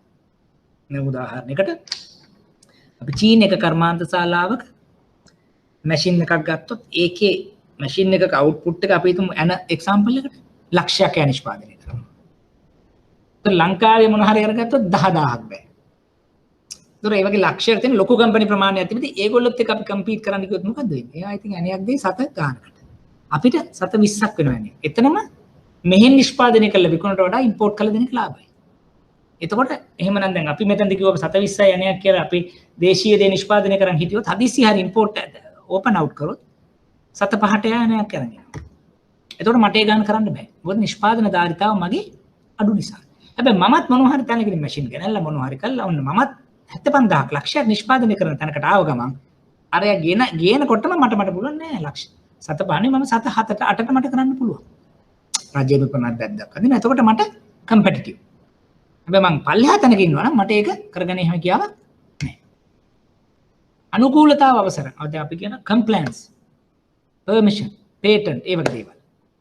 right මොකද දැන් මම දෙයක් කරනකොට මට පේටන්ට් එකක් තියෙනවා. දැන් මම ඇග්‍රීමන්ට් එකක් මෙන්න මේ ගත්තොත් මෙන්න මේ අනුකූලතාවන්ට යටත් වෙලා මම කරනවා. හරි එහෙම නැත්නම් පර්මිෂන් එකක් මට තියෙනවා. බට් තව කෙනෙකුට ඒක ගන්න ටිකක් අමාරුයි. උදාහරණයක් අපි දුන් ටී ෆැක්ටරි එකක් කරන්න. ෆැක්ටරි ලයිසන් එකක් තියෙනවා. දැන් රජය කියනවා නෑ මෙච්චරයි මේතෙන් එහාට ටී අලුතෙන් ලයිසන්ස් දෙන්නේ නෑ. එතකොට තව කෙනෙක් එනවා නම් ටී ඉන්ඩස්ට්‍රි එකට මොකද එයා කරන්නේ ෆැක්ටරි එකක් දාන්න. තියෙන කෙනෙක්ගෙන් අරගෙන මෙනවා මිසක්ක ආයෙ නිකන් අර බස් ලයිසන් එකක් අරගෙන නිකන් බස් එකක් පාරට දානවා වගේ අරගෙන අලුතෙන් ෆැක්ටරි එකක් දාන්න බෑ. ඒතකොට ඒ නිසා ඕන විදිහට ටී ෆැක්ටරි දාගෙන යන්න බෑ. මොනවා හරි හේතුවකට රජයෙන් ඒක ලිමිට් කරලා තියෙනවා. ඒත් මම එනවා නම් ටී ෆැක්ටරි එකක් හදන්න ඉන්නේ කෙනෙක් through අරගෙන මම ඔන්න එන්න පුළුවන්. ඒතකොට අර තරම් ලේසි නෑ. අනුකූලතාව අවසර නැත්තම් ඕන කෙනෙකුට පටන් ගන්න පුළුවන්. දැන් මම කිව්වේ රෙස්ටුරන්ට් එක. සැලූන් එක. ආයෙ කාගෙන්වත් ලොකු දෙයක් ගන්න නෑ. ගත්ත ප්‍රාතිසභාව අවසර ගත්ත මෙතන පටන් ගත්ත. අතන පටන් ගත්ත. අතන පටන් ගත්ත. easy to enter. දර අවශ්‍යතා සපුරා ගැනීමේ පහසු දුෂ්කරතාවය සමග ලබාගත යුතු තරඟකාරීත්වය මත ව්‍යාපාරයේ වෙළඳපළ බලය තීරණය වෙනවා. මේ දැන් කියන්නේ අපි කොයිතරම් දුරට පහසුද අපහසුද වෙළඳපළ තුලට අවතීර්ණ වීම. ඒක තමයි පෝටගේ පංච බල ආකෘති කියලා සාකච්ඡා කරන්නේ. ඒත් දැන් අපි අද සාකච්ඡා කරා මූල්‍ය නොවන මෙහෙයුම් තුනක්. SOT, PESTEL, PORT. අර අමාලි කිව්වා වගේ ලොකු ප්‍රශ්න ආවේ නැති වුණාට අහන්න පුළුවන් ප්‍රශ්න ටිකක් තමයි මොකද්ද මේ කියන්නේ විස්තර කරන්න සහ ආකෘතිය ප්‍රායෝගික තලයට යොදන්නට. අපි එන සතියේදී අපි වෙලාවක් තිබ්බොත් මයික පොට් එකක් අපි එක්සැම්පල් එකක් සාකච්ඡා කරන්නට බලමු. එහෙම නැති වුණොත් අර මම කිව්ව කාරණා ප්‍රමාණවත්. මොකද ඒ තරම් දුරට අහන්නෙත් නැති වෙයි කියලා මට හිතෙනවා. මොකද දැන් සාමාන්‍යයෙන් අහලම නැත්නම් අපිට අහන්න පුළුවන් අර පළවෙනි ප්‍රශ්න දෙක වගේ තමයි. එතකොට දැන් අපි මේ වෙනකන් සාකච්ඡා කරා කේවල ණය ලබා දීමේ ඇගීමක් 6C හරහා. ආයතනයේ ණය ඇගීමේ ක්‍රියාවලියක් මිෆට් හරහා. ඒ දෙකටම මූලික වශයෙන්ම ණයකට සුදුසුකම් ලබන්නේ මූලික ලක්ෂණ මොනවද කියන දේ සාකච්ඡා කරා. ඒ කොටස් තුන කරලා ඉවර වෙලා ඊළඟට අපි ගියා මිෆට් මොඩල් එකේම තව චුට්ටක් යනකොට මූල්‍ය වාර්තා සහ මූල්‍ය අනුපාත පිළිබඳ කෙටි හඳුනා ගැනීමක් අපි කරා. ඊට පස්සේ අද මූල්‍ය නොවන මෙවලම් ගැන තවදුරටත් අපි සාකච්ඡා කළා. ඊළඟ එන සතියේදී අපිට සාකච්ඡා කරන්න තියෙනවා බ්‍රේක් ඊවන් එහෙම නැත්නම් වර්කින් කැපිටල් වගේ දේවල් කරන ගමන් මිල නියමයේ සහ පාරිභෝගික වර්ගීකරණය. ඒත් එතනින් අපිට පරිච්ඡේදයේ දෙක කියන එක ඉවර කරගන්නට පුළුවන් වෙනවා. ගොඩක් වෙලාවට එන සතියෙන් හෝ ඊට පස්සේ සතිය ඇතුළත අපිට මේ කොටස ඉවර කරගන්නට පුළුවන් වෙනවා. right එතකොට ඒ වෙනකන් ඕගොල්ලන්ට මොනවා හරි දැන් අද කරපු දේ තව මොනවා හරි ගැටලු තියෙනවද?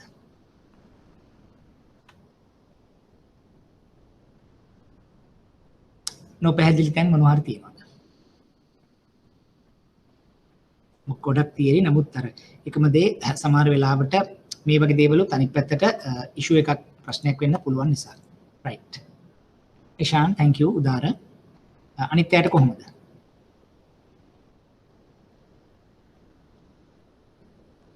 ඉෂාරා දුලිප් බුද්ධි කොහොමද ඔයගලන්ට? thanks ඉෂාරා. දුලිප් සුජිත්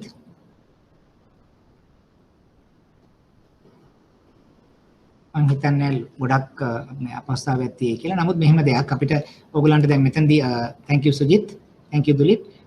ඔයගොල්ලෝ මේ සතියේ විභාගය නොකරනවා නම් තවදුරටත් අර මම කිව්ව SWOT මොඩල් එක, PESTEL මොඩල් එක නැත්නම් PORTER 5% මොඩල් එක බලන්න ප්‍රායෝගික තලයේදී. දැන් අර මම කිව්වා උදාහරණ දෙක තුනකට දාලා thank you නිලංකා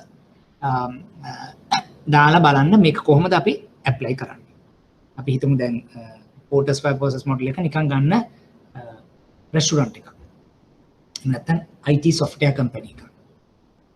අරගෙන බලන්න කොහොමද මේ එක එකක impact එක high ද medium ද low ද.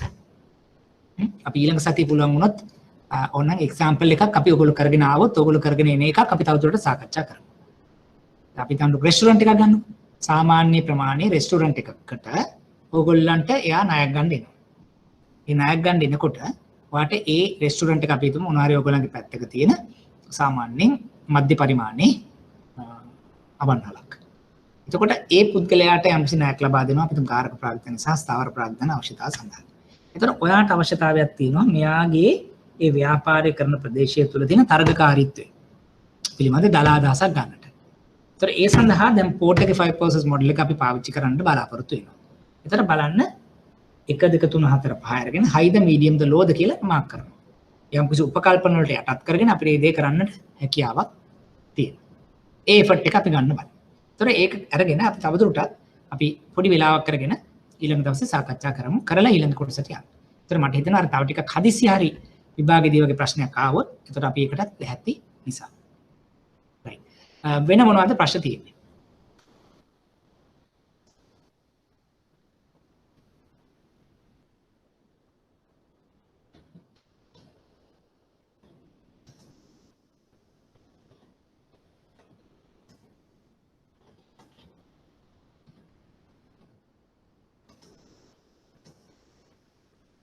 එහෙනම් අපි පොඩි විනාඩි 7ක් 8ක් අද කලින් අපි නතර කරමු. එහෙනම් බොහොම ස්තුතියි සහභාගී වුණාට අපි ඊළඟ දවසෙත් සුපුරුදු වෙලාවට අපි සම්බන්ධ වෙමු.